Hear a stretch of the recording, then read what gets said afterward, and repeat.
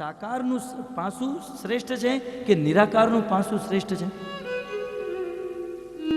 અમુક લોકોને એવું માનવું છે કે નિરાકારનું પાસું શ્રેષ્ઠ છે, અને એ લોકો એવો દાવો કરે છે કે નિરાકારમાંથી સાકાર પ્રકટ થયા છે. પણ એ ગમે એટલો દાવો કરે, ખોટી વાત તો સદૈવ ખોટી હોય છે. આ વાતને તમે એક સાધારણ દ્રષ્ટાંતથી સમજી શકો કે સાકારથી નિરાકાર ઉત્પન્ન થાય કે નિરાકારથી સાકાર ઉત્પન્ન થાય. ઉદાહરણ તરીકે આપણે આ તમારી ઉપર જે બલ્બ છે એને જોવો છો. એક બલ્બ છે, એ બલ્બમાંથી પ્રકાશ ઉત્પન્ન થયો. પ્રકાશ છે અને બલ્બ છે. પ્રકાશ નિરાકાર છે અને બલ્બ સાકાર છે. તો હવે તમે મને એ કહો કે પ્રકાશમાંથી બલ્બ ઉત્પન્ન થાય કે બલ્બમાંથી પ્રકાશ ઉત્પન્ન થાય? શું લાગે છે? પ્રકાશમાંથી બલ્બ ઉત્પન્ન થાય છે, બલ્બમાંથી પ્રકાશ ઉત્પન્ન થાય છે. ભક્તો, પ્રકાશમાંથી બલ્બ નથી ઉત્પન્ન થતો, બલ્બમાંથી પ્રકાશ ઉત્પન્ન થાય છે. બલ્બ એક સાકાર વસ્તુ છે, એ સાકાર બલ્બમાંથી નિરાકાર પ્રકાશ ઉત્પન્ન થાય છે. એવી જ રીતે ભગવાનનું સાકાર સ્વરૂપનું જે પાસું છે એ શ્રેષ્ઠ છે. ભગવાન મૂળ સ્વરૂપે સાકાર છે અને એમાંથી નિરાકાર બ્રહ્મ રૂપે ઉત્પન્ન થાય છે. તો ભગવાન મૂળ રૂપે સાકાર. અને ભક્તો, જે વ્યક્તિ સાકાર સ્વરૂપની ઉપાસના કરે, ભગવાનના સાકાર સ્વરૂપની ઉપાસના કરવાથી પરમાત્માની પણ ઉપાસના થઈ જાય અને બ્રહ્મની પણ ઉપાસના થઈ જાય. પણ જો કોઈ બ્રહ્મની ઉપાસના કરે તો પરમાત્મા અને સાકાર સ્વરૂપની ઉપાસના નથી થતી. એટલે જે તત્વદર્શી છે, જેણે ભગવાનનો પૂર્ણ સાક્ષાત્કાર કર્યો છે, જે બુદ્ધિમાન છે, એ વ્યક્તિ ભગવાનના સાકાર સ્વરૂપની ઉપાસના કરે, જેનાથી પરમાત્મા અને બ્રહ્મની ઉપાસના આપોઆપ થઈ જાય છે. તો આપણને જ્ઞાન થયું, 2 પોઈન્ટ ક્લિયર થયા કે ભગવાનનું અસ્તિત્વ છે, અને બીજો પોઈન્ટ, ભગવાન સાકાર પણ છે અને નિરાકાર પણ છે, અને ભગવાન મૂળ રૂપે સાકાર છે અને એમાંથી નિરાકાર ઉત્પન્ન થાય છે.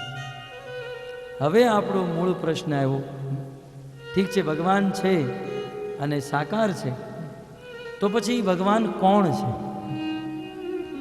આમ તો આ પ્રશ્ન તમે જો કોઈ મુસલમાનને પૂછો કે ભગવાન કિતને હૈ, હાલો આવો એની પહેલા હજુ એક પ્રશ્ન આપણે રાખીએ કે ભગવાન કેટલા છે?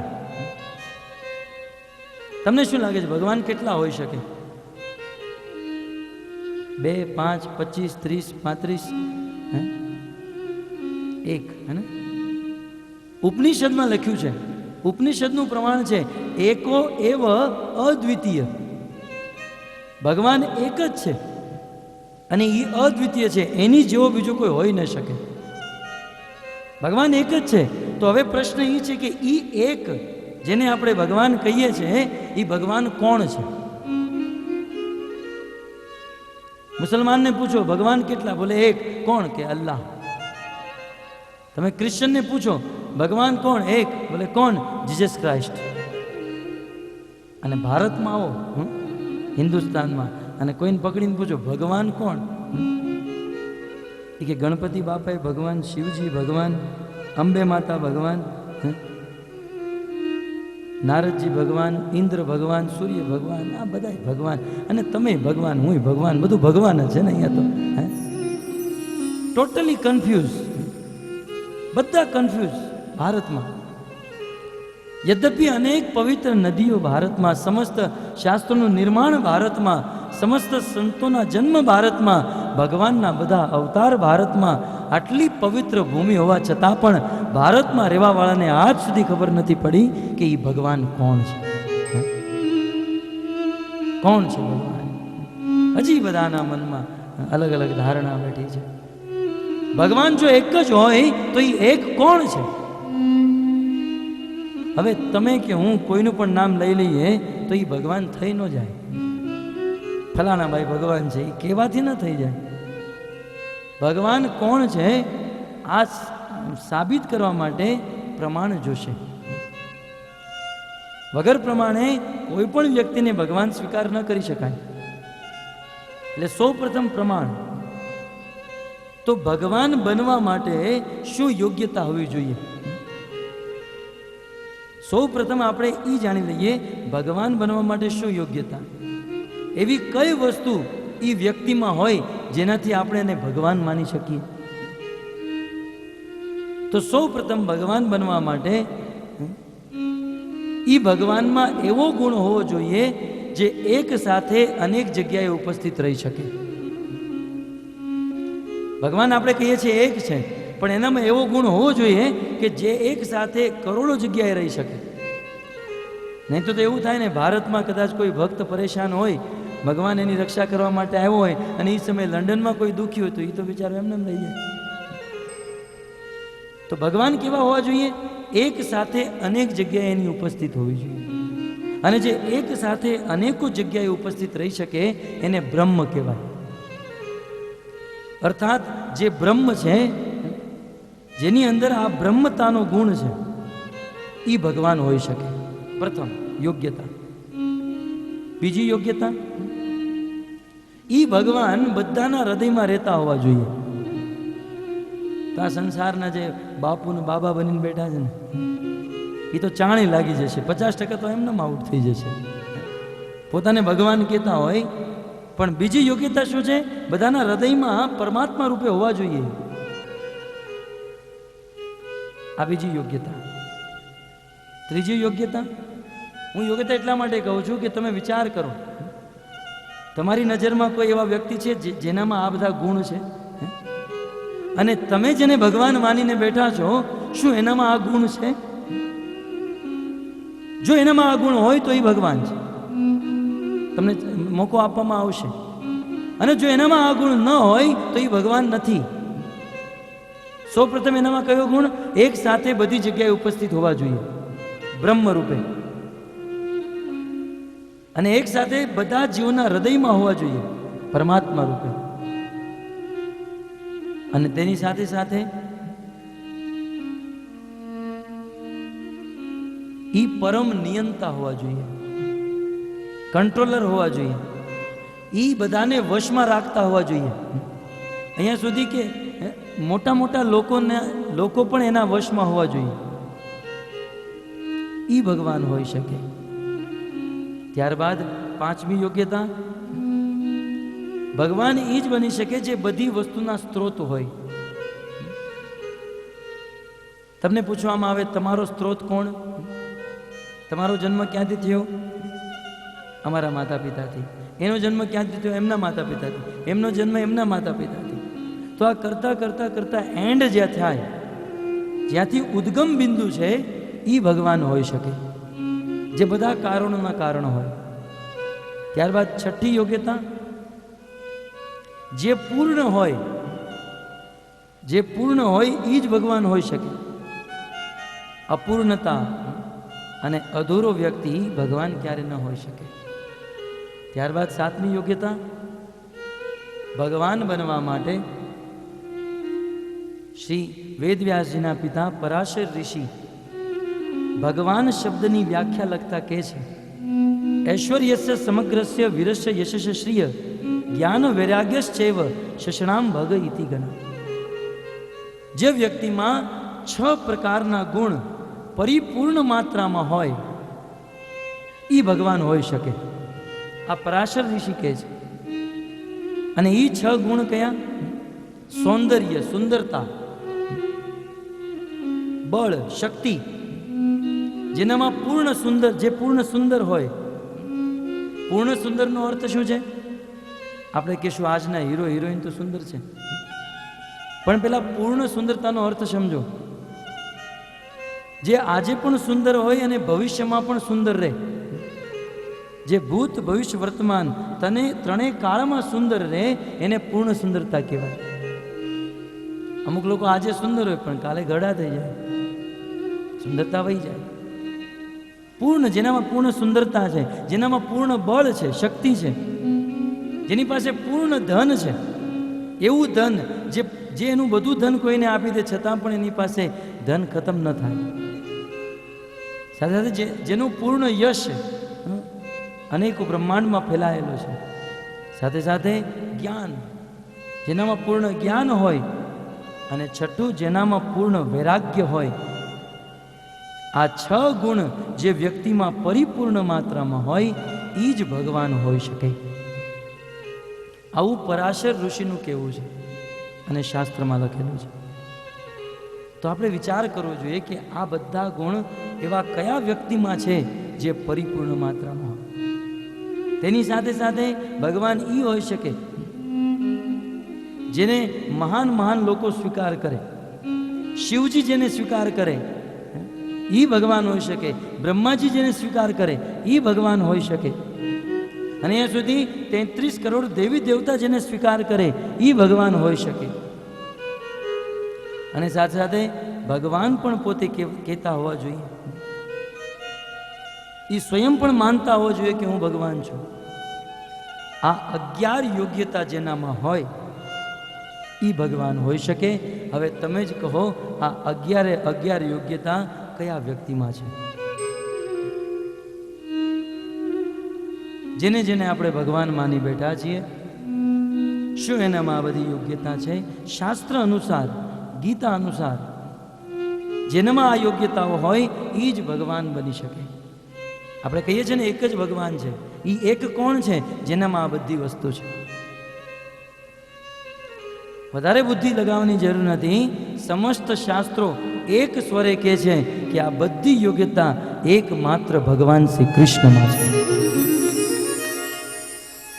એકમાત્ર કૃષ્ણમાં, એકમાત્ર કૃષ્ણ જ આ બધી યોગ્યતાને પૂર્ણ કરે છે.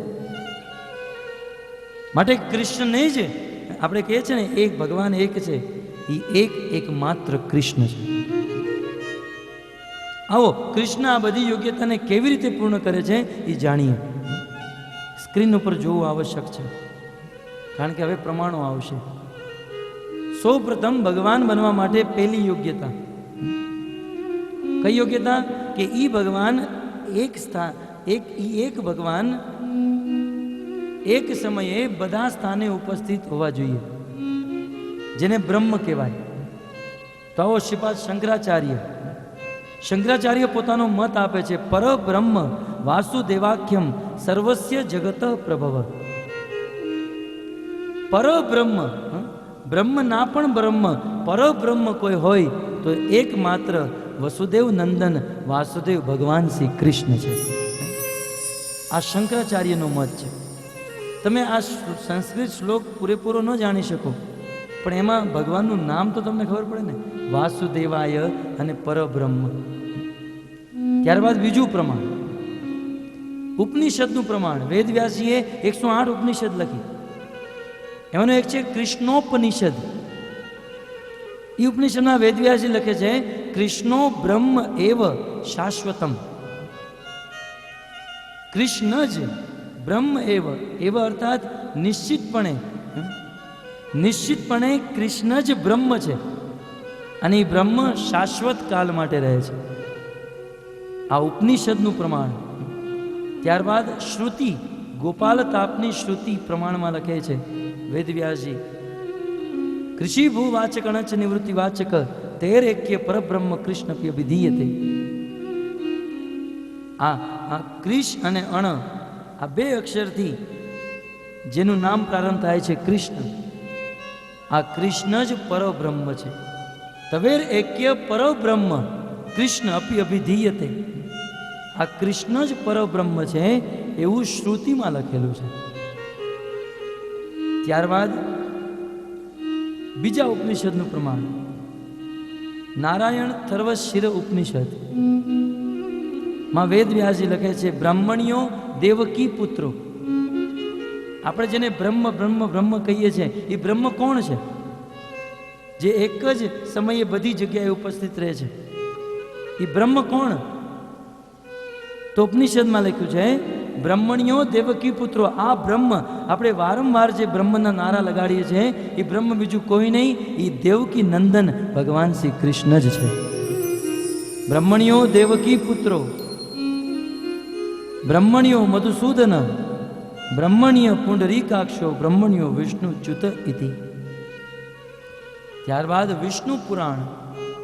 વેદવ્યાસજીએ 18 પુરાણ લખ્યા. એ 18 પુરાણમાં વિષ્ણુ પુરાણના ચોથા સ્કંદના 11મા અધ્યાયના બીજા શ્લોકમાં લખેલું છે કે એક જ સમયે એક સાથે બધા સ્થાનમાં રહેવાવાળા એ બ્રહ્મ કોણ? ત્યારે વિષ્ણુ પુરાણમાં લખ્યું છે યત્ર અવતીર્ણ કૃષ્ણાખ્યમ પરઃ બ્રહ્મ નરાકૃતિ. જે આપણને નર આકૃતિ રૂપે દેખાય છે, સાક્ષાત કૃષ્ણ, જેની આકૃતિ નર જેવી છે, નર વપુ તાહર સ્વરૂપ, જે મનુષ્ય જેવા લાગે છે અને જે સાક્ષાત કૃષ્ણ છે એ જ કૃષ્ણ પરબ્રહ્મ, સાક્ષાત પરબ્રહ્મ છે. આ પુરાણનું પ્રમાણ છે. અને ત્યારબાદ ભગવદ્ ગીતામાં, જે ગીતા કોર્સમાં આપણે આવ્યા છીએ, જે ગીતા સમસ્ત વેદ પુરાણ ઉપનિષદનો સાર છે, એ ભગવદ્ ગીતામાં અર્જુન કહે છે પરબ્રહ્મ પરમ ધામ પવિત્રમ પરમમ ભવાન પુરુષ શાશ્વતમ દિવ્યમ આદિ દેવમ અજમ વિભુમ. ભગવદ્ ગીતામાં અર્જુન કહે છે કે હે કૃષ્ણ, તમે પરબ્રહ્મ છો. માનો ભગવાન શ્રી કૃષ્ણ અર્જુનને કે અર્જુન, તું તો મારો મિત્ર છે, અને એક મિત્ર બીજા મિત્રની પ્રશંસા કરે, તારી સિવાય બીજું કોઈ કહે છે? અર્જુને બહુ સુંદર જવાબ આપ્યો, કૃષ્ણ કોણ નથી કહેતું એ કયો. આહુત્વામ ઋષિય સર્વે દેવર્ષિ નારદ તથા અસિત દેવલ વ્યાસ સ્વયં ચેવ બ્રવિષિમે. તમે સાક્ષાત પરબ્રહ્મ છો, આવું કહેવાવાળા અનેક લોકો, અનેક ઋષિમુનિ, નારદ, અસિત, દેવલ, વ્યાસ, અનેક ઋષિ એક સ્વરથી કહે છે કે પરબ્રહ્મ એકમાત્ર હે કૃષ્ણ તમે છો.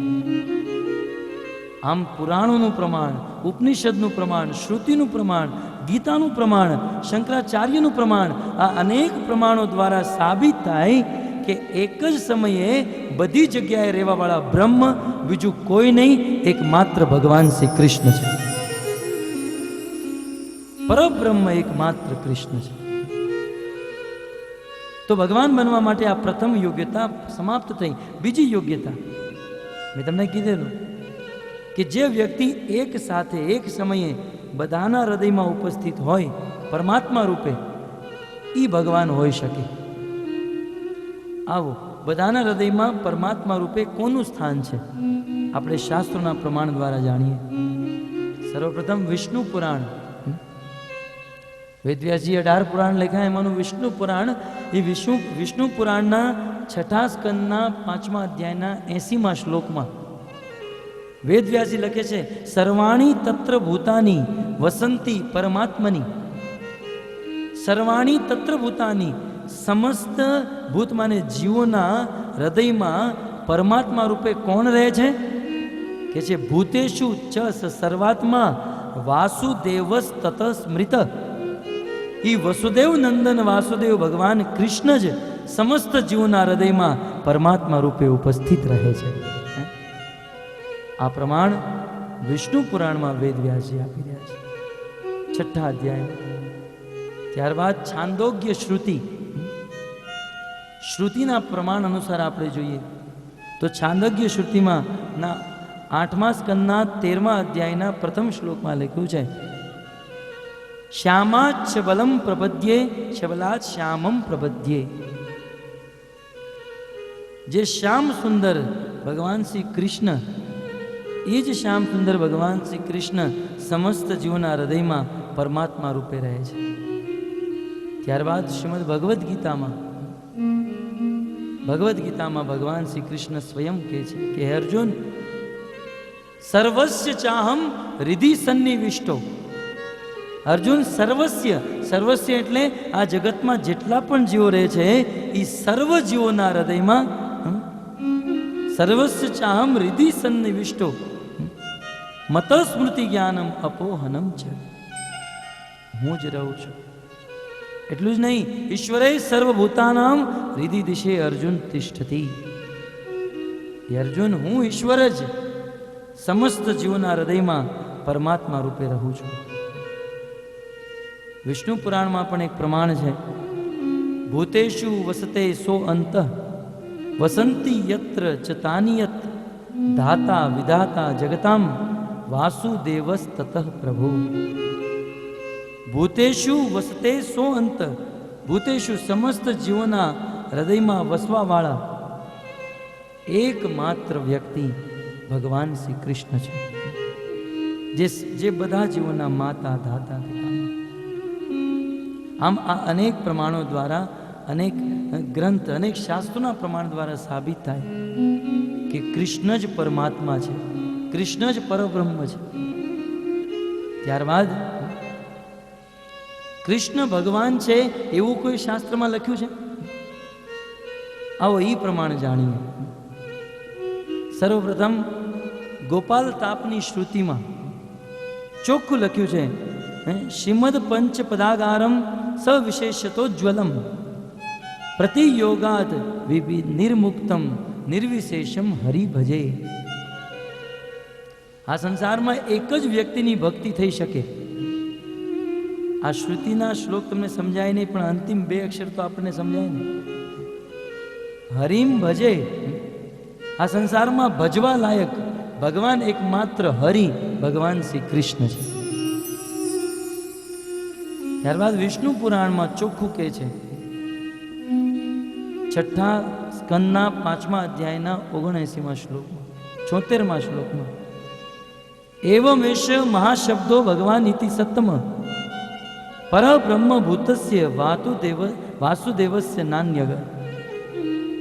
ભગવાન ઇતિ સત્તમ, હે સત્તમ, આ સંસારમાં ભગવાન એવો શબ્દ એક જ વ્યક્તિ માટે વાપરી શકાય. ભગવાન ઇતિ શબ્દ, આ ભગવાન શબ્દ એક જ વ્યક્તિ માટે રિઝર્વ છે, અને એ છે વસુદેવ નંદન ભગવાન શ્રી કૃષ્ણ વાસુદેવ, એકમાત્ર ભગવાન કૃષ્ણ.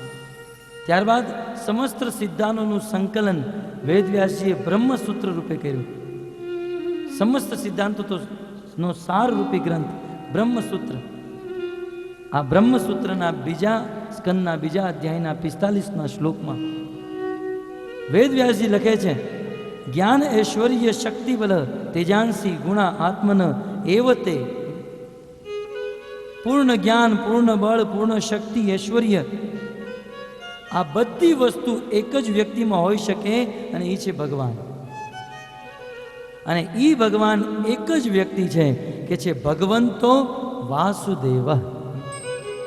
એ ભગવાન એકમાત્ર છે, અને એ છે વસુદેવ નંદન વાસુદેવ કૃષ્ણ. ત્યારબાદ શ્રીમદ ભગવદ્ ગીતામાં તમે જો, કુરાન નામનો ગ્રંથ મોહમ્મદ પૈગંબરે લખ્યો, અને એ ગ્રંથમાં મોહમ્મદ પૈગંબરે લખ્યું, હું ભગવાન નથી, હું ભગવાન દ્વારા મોકલેલો દૂત છું, પૈગામ લઈને આવ્યો છું. બાઇબલ નામનો ગ્રંથ જીસસ ક્રાઇસ્ટે લખ્યું. એણે એમ નથી કીધું કે હું ભગવાન છું, એણે એમ કીધું છે કે હું ભગવાનનો પુત્ર છું. પણ ભગવદ્ ગીતા ગ્રંથ જ્યારે કૃષ્ણએ કીધો, ત્યારે એ ભગવદ્ ગીતામાં એ કૃષ્ણ એલાન કરે છે કે હું કૃષ્ણ અહમ સર્વસ્ય પ્રભો મત સર્વ પ્રવર્તતે ઇતિ મત્વા ભજંતે મામ બુધા ભાવ સમન્વિતા. હે અર્જુન, આ સૃષ્ટિનો સ્વામી, આ સૃષ્ટિમાં એકમાત્ર ભગવાન, અને એ ભગવાન હું સ્વયં, હું પોતે કૃષ્ણ છું. શ્રીમદ ભગવદ્ ગીતાનું પ્રમાણ. ત્યારબાદ ઋગ્વેદ, વેદવ્યાસજીએ 4 વેદ બનાવ્યા. એ 4 વેદમાંનો એક વેદ છે ઋગ્વેદ. એ ઋગ્વેદમાં વેદવ્યાસજી લખે છે, તમ સ્મતોર પૂર્વ યથાવિદ ઋતસ્ય ગર્ભ જનુષા પીપર્તન આસ્ય જાનંતો નામ ચિદ વિવક્તન મહસ્તે વિષ્ણુ સુમતિ ભજામહે. મેં તમને પહેલા જ દિવસે કીધું હતું, વેદોના શ્લોક અલૌકિક સંસ્કૃતમાં છે. એ સંસ્કૃત સમજમાં ન આવે, પણ જો ધ્યાનથી વિચાર કરો તો એના 3-4 શબ્દ તો સમજમાં આવ્યા ને. વિષ્ણુ સ્મૃતિ ભજામહે. ઋગ્વેદમાં લખ્યું છે, આ સંસારમાં ભગવાન એકમાત્ર વિષ્ણુ કૃષ્ણ છે, અને ભજામહે, એની ભક્તિ કરવી એ જ જીવનનો સાર છે. ઋગ્વેદ પ્રમાણે. ત્યારબાદ બ્રહ્મ સંહિતામાં લખ્યું છે, ઈશ્વર પરમ કૃષ્ણ. ઈશ્વર ભગવાન એક જ વ્યક્તિ છે, અને એ છે કૃષ્ણ.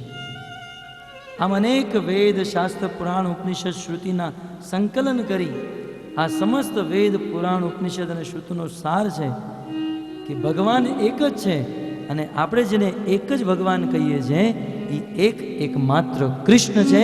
આ શાસ્ત્રનું પ્રમાણ છે.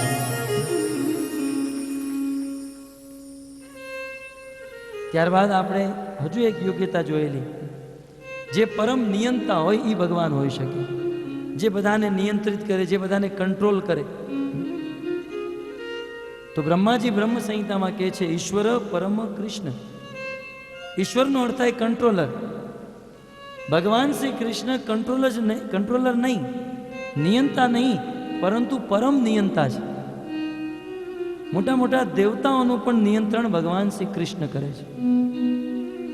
માટે કૃષ્ણ પરમ નિયંતા છે.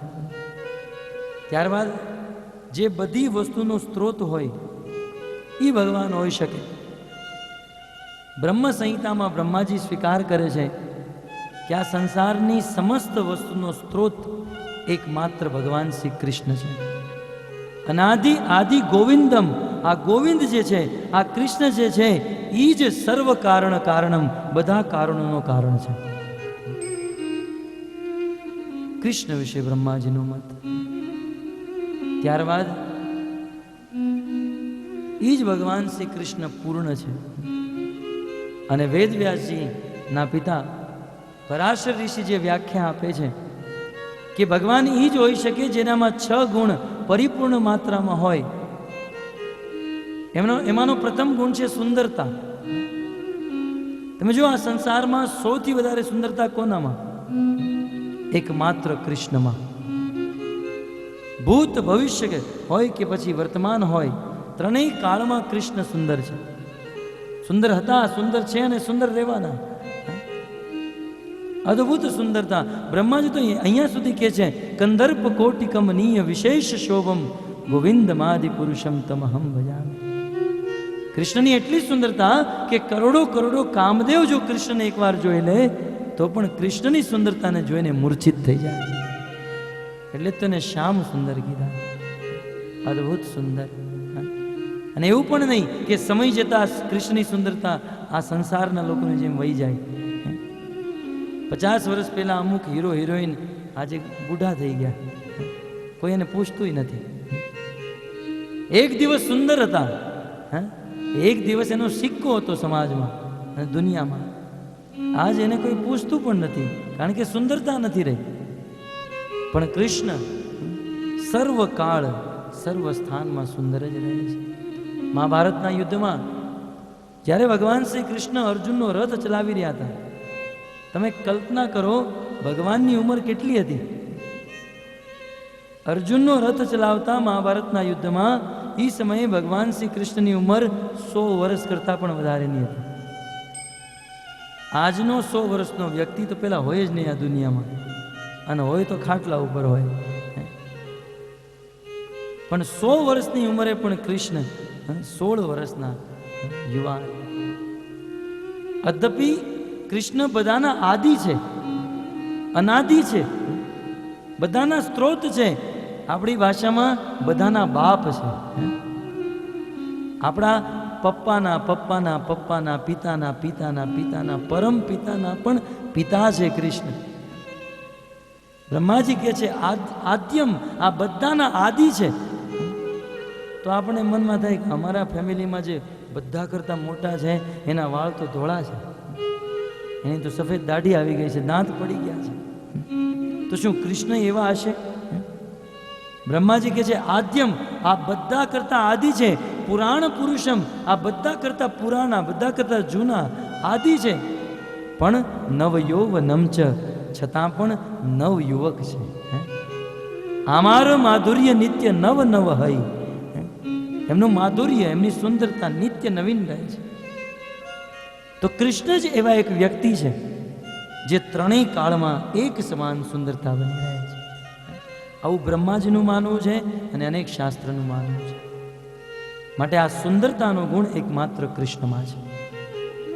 ઐશ્વર્ય છે સમગ્રસ્ય, એનો પ્રથમ ગુણ આ સુંદરતા. બીજો ગુણ છે બળ, શક્તિ, જેનામાં સર્વ શક્તિ હોય, પૂર્ણ શક્તિ. એ ભગવાન હોઈ શકે. વિચાર કરો આ સંસારમાં સૌથી વધારે શક્તિ કોનામાં છે? આપણે કહીએ ફલાણા ભાઈ જે જીમ કરવા જાય છે એનામાં. કે ફલાણી વ્યક્તિમાં પણ ભગવાન શ્રી કૃષ્ણમાં જેટલી શક્તિનું દર્શન થાય, 5 વર્ષની ઉંમરમાં 7 દિવસ 7 રાત સુધી વિશાળ ગોવર્ધન પર્વત એક ટચલી આંગળી ઉપર જે ધારણ કરીને ઊભો હોય એની કરતાં વધારે શક્તિ કોનામાં જોવા મળે છે? પૂર્ણ શક્તિનો સ્ત્રોત છે. આજે કોઈ પોતાની જાતને ભગવાન કહેતા હોય, 10 ક્વિન્ટલ ઘઉંની ગુણી એના માથા ઉપર મૂકો અને પછી કયો 7 દિવસ 7 રાત સુધી ઊભા રહો, તો જરા 7 કલાક નહીં ઊભા રહી શકે અને પોતાની જાતને ભગવાન માનીને બેઠા હોય. ભગવાન એને કહેવાય જેનામાં પૂર્ણ શક્તિ હોય, અને પૂર્ણ શક્તિનું દર્શન તમે કૃષ્ણમાં જોઈ શકો. પૂર્ણ શક્તિથી વિભૂષિત. 6 દિવસની ઉંમરમાં એણે 18 કિલોમીટર લાંબી પૂતનાનો વધ કર્યો. અગાસુર, બકાસુર, તૃણાવર્ત અનેક અસુરોને માર્યા. આને કહેવાય બળ, બળવાન. તો આ બળ નામનો ગુણ પૂર્ણ માત્રામાં કૃષ્ણમાં છે, સુંદરતા કૃષ્ણમાં છે. ત્યારબાદ ધન, કૃષ્ણમાં પૂર્ણ ધન, જેની પાસે પૂર્ણ ધન. હવે જે પોતે સોનાની દ્વારકામાં રહેતા હોય, એટલું જ નહીં બીજાને દાનમાં સોનાની દ્વારકા આપતા હોય, એની પાસે શું ધનની કમી હોય? રામાયણમાં તો અહીંયા સુધી કીધું છે, દશરથ ધન દેખી ધન જ લજાય. રાજા દશરથ ભગવાન રામચંદ્રના ધન ઉપર ધનના ધનાઢ્ય દેવતા કુબેરની દ્રષ્ટિ પડતી ત્યારે કુબેરજી પણ શરમાઈ જતા કે કેટલું ધન છે આમની પાસે. અને બ્રહ્માજી તો અહીંયા સુધી કહે છે, લક્ષ્મી સહસ્ત્ર શત સંભ્રમ સેવ્યમાનમ. આ ધનની અધિષ્ઠાત્રી દેવી સાક્ષાત લક્ષ્મી, એવી એક નહીં સહસ્ત્ર કરોડો કરોડો લક્ષ્મી કૃષ્ણની સેવા કરવા માટે લાઈનમાં ઊભી હોય. આને કહેવાય ધન. તો પૂર્ણ રૂપે ધન ભગવાન શ્રી કૃષ્ણ પાસે છે. ત્યારબાદ ચોથો ગુણ છે યશ. યશનો થાય ફેમ, જેનું નામ થઈ જવું, પ્રચલિત થઈ જવું. જો આ સંસારમાં કોઈ વ્યક્તિ સારું કામ કરે એ તો ફેમસ થાય જ, પ્રચલિત થાય જ. પણ ખોટું કામ અને ખરાબ કામ કરે એ પણ સારી રીતે ફેમસ થઈ જાય, એવું તો માત્ર ભગવાનમાં જ હોઈ શકે. તમે જો ગોકુળમાં માખણની ચોરી કરતા, તો આજે આખી દુનિયા એને માખણ ચોર કહીને પૂજે છે. અને આજના કોઈ ચોરી કરો લ્યો, એ પોલીસવાળા પૂજશે જેલમાં. યશ, માખણની ચોરી કરી છતાં પણ એનો યશ થઈ ગયો. જરાસંઘ સાથે યુદ્ધ કરતા રણભૂમિને છોડીને ભાગી ગયા, તો રણછોડ રાય કહીને એની પૂજા કરવામાં આવે છે. તો કૃષ્ણ પૂર્ણ યશવાન, અનેક બ્રહ્માંડોમાં જેનું યશ ફેલાયેલું છે. તો કૃષ્ણમાં પૂર્ણ યશ છે. ત્યારબાદ જ્ઞાન, જેનામાં પૂર્ણ જ્ઞાન હોય એ ભગવાન હોઈ શકે. પૂર્ણ જ્ઞાન. બીજી વધારે શું વાત કરીએ, આ ગીતાનું જ્ઞાન કૃષ્ણે અર્જુનને દીધું. જે ગીતામાં 700 શ્લોક, આમાંનો એક શ્લોક પણ જો કોઈને ગહેરાઈથી અને પૂર્ણ રીતે સમજવો હોય તો આખું જીવન વયું જાય. એવી અદ્ભુત દિવ્ય ગીતા ભગવાન શ્રી કૃષ્ણએ 45 મિનિટમાં અર્જુનને સંભળાવી દીધી. સંભળાવી જ નહીં, એ ગીતાનું જ્ઞાન આપી અર્જુનને 45 મિનિટમાં કન્વિન્સ કરી નાખ્યું. આને કહેવાય જ્ઞાન. જ્યારે કૃષ્ણ પ્રવચન કરવા બેઠે, અનેક લોકો એના પ્રવચનમાં તમે આગળ સાંભળ્યું, 4 સંપ્રદાયની સ્થાપના. આ 4 મુખ્ય લોકોને, બ્રહ્મા, શિવ, લક્ષ્મી અને સનતકુમારોને જ્ઞાન આપવા વાળા પણ કૃષ્ણ. ઇમમ વિવસ્વતે યોગમ, સૂર્યદેવ વિવસ્વાનને જ્ઞાન આપવા વાળા કૃષ્ણ. પૂર્ણ જ્ઞાની. અને ભક્તો, આ વેદોને પ્રકટ કરવા વાળા, જેમાંથી શુદ્ધ જ્ઞાન પ્રાપ્ત થાય છે એવા વેદોને દેવાવાળા કૃષ્ણ. તો બતાવો, આનાથી વધારે જ્ઞાની કોણ હોઈ શકે, જેનામાં પૂર્ણ જ્ઞાન છે. અને ત્યારબાદ અંતે વૈરાગ્ય. આ બધું હોવા છતાં કોઈનામાં વૈરાગ્ય હોવો એ તો સૌથી મોટો ગુણ છે. કૃષ્ણમાં આ બધું છે, ભગવાનમાં બધું, છતાં વૈરાગ્ય, છતાં આ બધી વસ્તુ પ્રત્યે આસક્ત નથી. વિચાર કરો, ગોકુળમાં વૃંદાવનમાં કેટલી ગોપીઓ એમને પ્રેમ કરતી હતી, છતાં અક્રૂરજી એમને કૃષ્ણને લેવા માટે આવ્યા, 1 સેકન્ડમાં છોડીને વયા ગયા. એ સાચો પ્રેમ હતો. આજે આ જગતમાં આજની પત્નીઓ અને છોકરાઓ સાવ ખોટો પ્રેમ કરે છે, ખોટો પ્રેમ કરે, છતાં આજનો પુરુષ પત્નીને છોડી નથી શકતો. કાંઈ લેવાનું ન હોય પ્રેમમાં, માત્ર દુઃખ જ મળતું હોય તોય કદાચ ઘરેથી બહાર ગયો હોય ને 10 દિવસ થયા હોય ને તો ઘરની યાદ આવે, છોડી ન શકે. અને જે બ્રજમાં આટલો દિલો જાનથી પ્રેમ કરતા હતા, છતાં વૈરાગ્ય તો જો 1 સેકન્ડમાં છોડીને ચાલતા હતા. ભગવાન શ્રી રામચંદ્ર જે અયોધ્યાના રાજા બનવાના હતા, ખાલી 3-4 કલાકની જ વાર હતી, બ્રહ્મ મુહૂર્ત. પણ ખબર પડી કે મારી માની ઈચ્છા છે કે હું આ રાજ્ય છોડીને જંગલમાં જાઉં. 1 સેકન્ડમાં ભક્તો લાખો લાખ દાસ દાસી નોકર ચાકર રાજ રજવાડાને તિલાંજલિ આપી ભગવાન શ્રી રામચંદ્ર હસતા હસતા વનમાં વયા ગયા. શું આ વૈરાગ્ય નથી? આજે 2 ભાઈના ભાગલા પડતા હોય ધન સંપત્તિના, એમાં થોડું કંઈ આગળ પાછળ થઈ જતું હોય તો 2 ભાઈ વચ્ચે ઝઘડો થાય, પણ એક ભાઈ જે રાજા બનવાના છે, જે ઘોષણા થઈ ચૂકી છે, પણ પોતાના નાના ભાઈ માટે બધું છોડીને ચાલતો થઈ ગયો. અને આવું કરવા છતાં પણ હૃદયમાં દુઃખ નથી. આજે તો કોઈ કંઈક છોડતું હોય ને તો કેટલું દુઃખ હોય ને ગાળો આપતો હોય. ગોસ્વામીજી લખે છે, પ્રસન્નાત્મયા ગતા અભિષેકત તથા ન મમલે વનવાસ દુઃખત મુખાંબુજશી રઘુનંદ નસ્ય મે સદાસ્તુ સામંજુ મંગલ પ્રદા. અરે જે સમયે રામને ખબર પડી કે મારે રાજા બનવાનું છે, થોડો પણ હૃદયમાં હર્ષ ન થયો. આજે તો પ્રધાનમંત્રીને ખબર પડે કે હું ભારતનો મંત્રી બનવાનો છે ને ઊંઘ ના આવે, થોડો પણ હર્ષ નહીં. અને જે સમયે એને ખબર પડી કે મારે આ બધું છોડીને 14 વર્ષ માટે તપસ્વીઓના વેશમાં વનવાસમાં જવાનું છે, તો એને થોડું પણ દુઃખ પણ ન થયું. હસતા હસતા, આને કહેવાય વૈરાગ્ય. અને આવો વૈરાગ્ય એકમાત્ર ભગવાન શ્રી કૃષ્ણ, ભગવાન શ્રી રામચંદ્રમાં હોઈ શકે.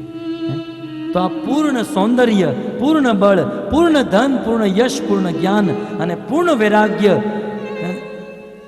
એકમાત્ર વ્યક્તિમાં હોય તો એ છે ભગવાન શ્રી કૃષ્ણ, અન્યથા કોઈમાં ન હોઈ શકે. અને એની સાથે સાથે આવો મોટા મોટા લોકોનો શું મત છે? આ સંસારમાં મહાન શિવજી એક બહુ ઉચ્ચ સ્થાન ઉપર જેનું સ્થાન છે, આવો શિવજીને પૂછવામાં આવે. વિષ્ણુ પુરાણમાં, શાસ્ત્રના પ્રમાણ સાથે તમને કહું, વિષ્ણુ પુરાણમાં દેવી પાર્વતી શિવજીને પૂછે છે. જ્યારે શિવજી અને પાર્વતીના વિવાહ થયા તો પાર્વતીને તો મનમાં એમ હતું કે મારા સ્વામી જ શ્રેષ્ઠ છે, જગતમાં સૌથી શ્રેષ્ઠ સુપ્રીમ મારા સ્વામી. પણ જોયું કે શિવજી ક્યારેક ક્યારેક ધ્યાન કરતા, શિવજીને ધ્યાનમાં બેસતા જોયા, શિવજીને માળા જપતા જોયા. ત્યારે પાર્વતીએ શિવજીને પૂછ્યું કે પ્રભુ, અત્યાર સુધી તો હું જ તમને શ્રેષ્ઠ અને મહાન, ભગવાન એક જ અને એક જે છે એમાં હું તમને સમજતી હતી, પણ તમે કોઈકનું ધ્યાન કરો છો, તમે માળા જપો છો, તો આ સંસારમાં ભગવાન છે કોણ? ત્યારે વિષ્ણુ પુરાણમાં શિવજી કહે છે કે હે દેવી, આરાધના નામ અપી સર્વેશામ. આ સંસારમાં અનેક લોકોની આરાધના, સંસારના લોકો અનેક લોકોને ભગવાન માની બેઠા છે અને અનેક પ્રકારે એ ભગવાનોની આરાધના કરે છે. પણ આ બધી આરાધનાઓમાં શ્રેષ્ઠ આરાધના નામ અપી સર્વેશામ વિષ્ણુ આરાધના પરમ.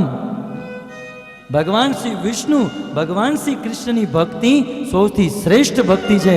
આની કરતા શ્રેષ્ઠ ભક્તિ કોઈ નથી. આ શિવજીનો મત છે ભક્તો, શિવજી કહી રહ્યા છે. આ સંસારમાં ઘણી વખત લોકો કહેતા હોય કે અમારા બાપુ, અમારા બાબા પરમ સત્ય, પરમ સત્ય, સત્ય સત્ય. એકવાર દેવી પાર્વતીએ કીધું કે પ્રભુ, આ બધા લોકો કન્ફ્યુઝ છે, સત્ય કોણ તમે જ કહો, આ સંસારમાં પરમ સત્ય છે શું? ત્યારે શિવજી બહુ સુંદર જવાબ આપે કે હે ઉમા, ઉમા કહું અનુભવ મેં અપના. રામાયણમાં વર્ણન છે કે હે દેવી, હું મારા આખા જીવનનો અનુભવ જો તને કહું ને, ઉમા કહું અનુભવ મેં અપના, સત હરિ ભજન જગત સબ સપના. આ સંસારમાં કૃષ્ણની ભક્તિ જ સત્ય, બાકી બધું સ્વપ્ન સમાન છે. આ શિવજીનો મત છે. અને બ્રહ્માજી તો બ્રહ્મ સંહિતામાં એક વાર નહીં, વારંવાર અનેક શ્લોકોમાં ગોવિંદમાદિ પુરુષમ તમહમ ભજામી, ગોવિંદમાદિ પુરુષમ તમહમ ભજામી. એકમાત્ર ગોવિંદ, એકમાત્ર કૃષ્ણ જ ભગવાન. અને બ્રહ્માજી પોતે સ્વીકાર કરે છે કે હું બ્રહ્મા એ કૃષ્ણની ભક્તિ કરું છું. ફોટોમાં પણ તમે જોઈ શકો, બ્રહ્માજી કૃષ્ણના ચરણોમાં સ્તુતિ કરે છે. નૌમીયતે બ્રવ પુષેતે ડંબરાય. તો બ્રહ્માનો મત છે, શિવજીનો મત છે, કૃષ્ણ જ ભગવાન. આવો 33 કરોડ દેવી દેવતાઓ શું કહે છે? 33 કરોડ દેવી દેવતાઓ, ભાગવતમાં વર્ણન છે, જ્યારે ભગવાન શ્રી કૃષ્ણનો જન્મ થઈ રહ્યો હતો ત્યારે 33 કરોડ દેવી દેવતા કંસના કારાગારમાં પહોંચ્યા. આજે પણ તમે મથુરા જાઓ ને અને કંસના કારાગારમાં દર્શન કરો, દેવી દેવતાઓના ફોટા છે અહીંયા આવેલા.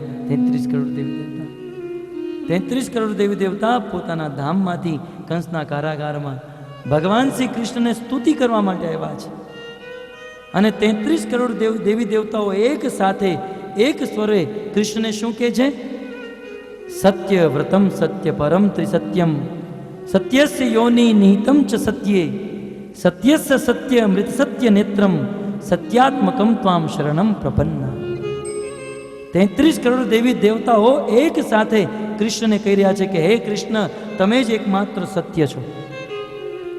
સત્યવ્રતમ, કૃષ્ણ તમારું સંકલ્પ સદૈવ સત્ય હોય છે. સત્ય પરમ, હે કૃષ્ણ તમને પ્રાપ્તિ કરવા માટે જે સાધન છે એ પણ સત્ય છે. ત્રિસત્ય, હે કૃષ્ણ તમે જ આ સંસારનું સર્જન પાલન અને પ્રલય કરો છો. સત્યસ્ય યોનિ, હે કૃષ્ણ તમે સત્યના કારણ છો. નિહિતમ ચ સત્યે, હે કૃષ્ણ તમે સત્યમાં સ્થિત છો. સત્યસ્ય સત્ય, એટલા માટે હે કૃષ્ણ આ સંસારમાં સત્યના પણ સત્ય કોઈ હોય તો એકમાત્ર તમે છો. 33 કરોડ દેવી દેવતા એક સાથે પોતાનો મત આપે છે. સત્યના પણ સત્ય કોઈ છો તો એકમાત્ર તમે, કારણ કે તમે જ સત્યરૂપ પરમાત્મા. તમારી ઇન્દ્રિયો સત્ય, તમારા નેત્ર સત્ય, તમારું બધું સત્ય છે. શિવજીનો મત, બ્રહ્માજીનો મત, 33 કરોડ દેવી દેવતાનો મત કે કૃષ્ણ જ ભગવાન. અને આવો ભગવદ્ ગીતામાં 10મા અધ્યાયના 8મા શ્લોકમાં કૃષ્ણને પૂછવામાં આવે કે કૃષ્ણ તમે જ કહો ભગવાન કોણ? ત્યારે કૃષ્ણ કહે છે અહમ. અર્જુન, અહમ સર્વસ્ય પ્રભો મત સર્વ પ્રવર્તતે ઇતિ મત્વા ભજન્તે મામ બુધા ભાવ. અહમ સર્વસ્ય પ્રભો, આ સંસારનો ઈશ્વર એકમાત્ર કોઈ હોય તો એ હું છું. અને આ વાતને એ જ વ્યક્તિ સમજી શકશે જે બુદ્ધિમાન વ્યક્તિ છે. બુદ્ધિમાન વ્યક્તિ એક્સેપ્ટ કરશે, સમજી જશે. અને આગળ કૃષ્ણએ ગીતામાં કીધું છે જે બુદ્ધિમાન નથી એ ક્યારે પણ મને મૂઢોયમ ન અભિજાનાતી, જે મૂઢ છે એ ક્યારે પણ મને સમજી નહીં શકે. અને અહીંયા કે છે જે બુદ્ધિમાન છે એ જ મને સમજી શકશે. હવે આપણે બુદ્ધિમાન છીએ કે મૂઢ છીએ એ તો આ પ્રવચન પછી ખબર પડશે. તો આવી રીતે ભક્તો અનેક શાસ્ત્ર, અનેક વેદ, ઉપનિષદ, શ્રુતિના પ્રમાણોથી આ સાબિત અને સાર્થક થાય છે કે ભગવાન એક જ છે. એ બ્રહ્મ, પરમાત્મા અને સાકાર ત્રણેય સ્વરૂપમાં છે. અને એ ભગવાન એકમાત્ર શ્રી કૃષ્ણ છે. હરે કૃષ્ણ હરે કૃષ્ણ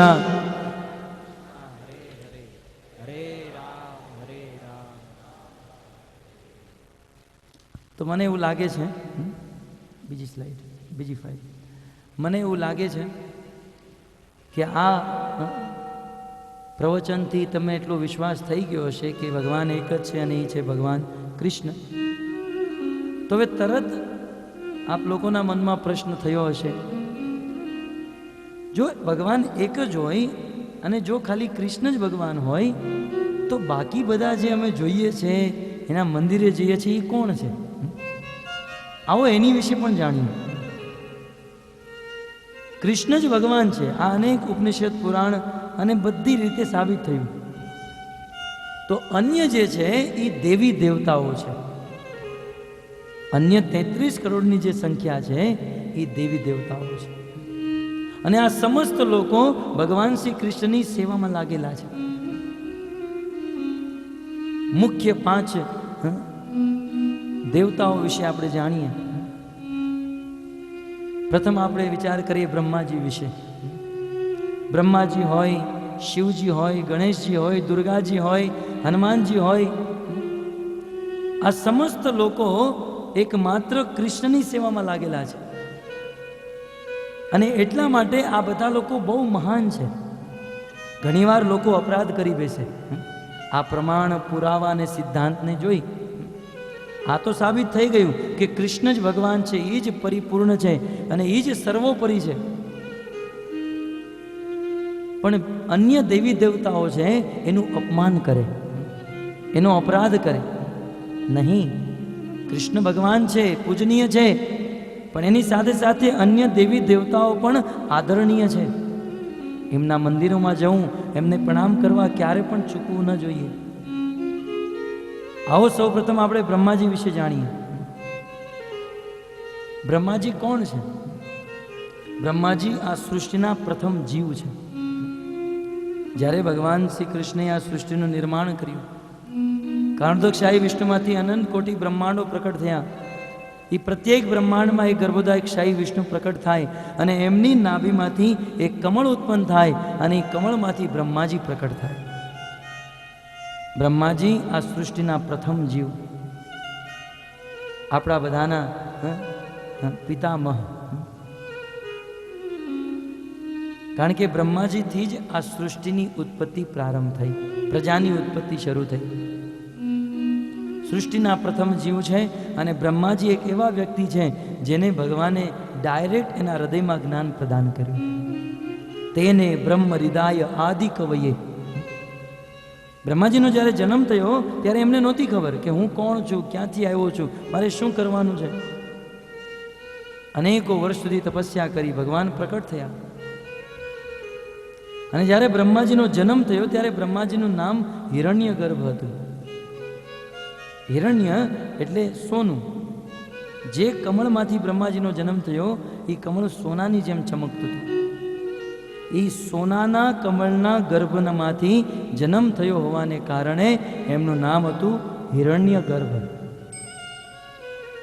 પણ જ્યારે તપસ્યા દ્વારા ભગવાનને પ્રસન્ન કર્યા અને ભગવાને ડાયરેક્ટ બ્રહ્માજીના હૃદયમાં જ્ઞાન પ્રદાન કર્યું ત્યારે એ હિરણ્ય ગર્ભ બ્રહ્મ દ્વારા બ્રહ્મ જ્ઞાન, વેદોને પણ બ્રહ્મ કીધા છે. આ બ્રહ્મ પ્રાપ્ત થવાથી, વેદ પ્રાપ્ત થવાથી એ હિરણ્ય ગર્ભ નામ બ્રહ્મા થયું. બ્રહ્મને, વેદોને જાણવાવાળા બ્રહ્મા. અને આ બ્રહ્માજીએ જ આ સૃષ્ટિનું સર્જન કર્યું છે.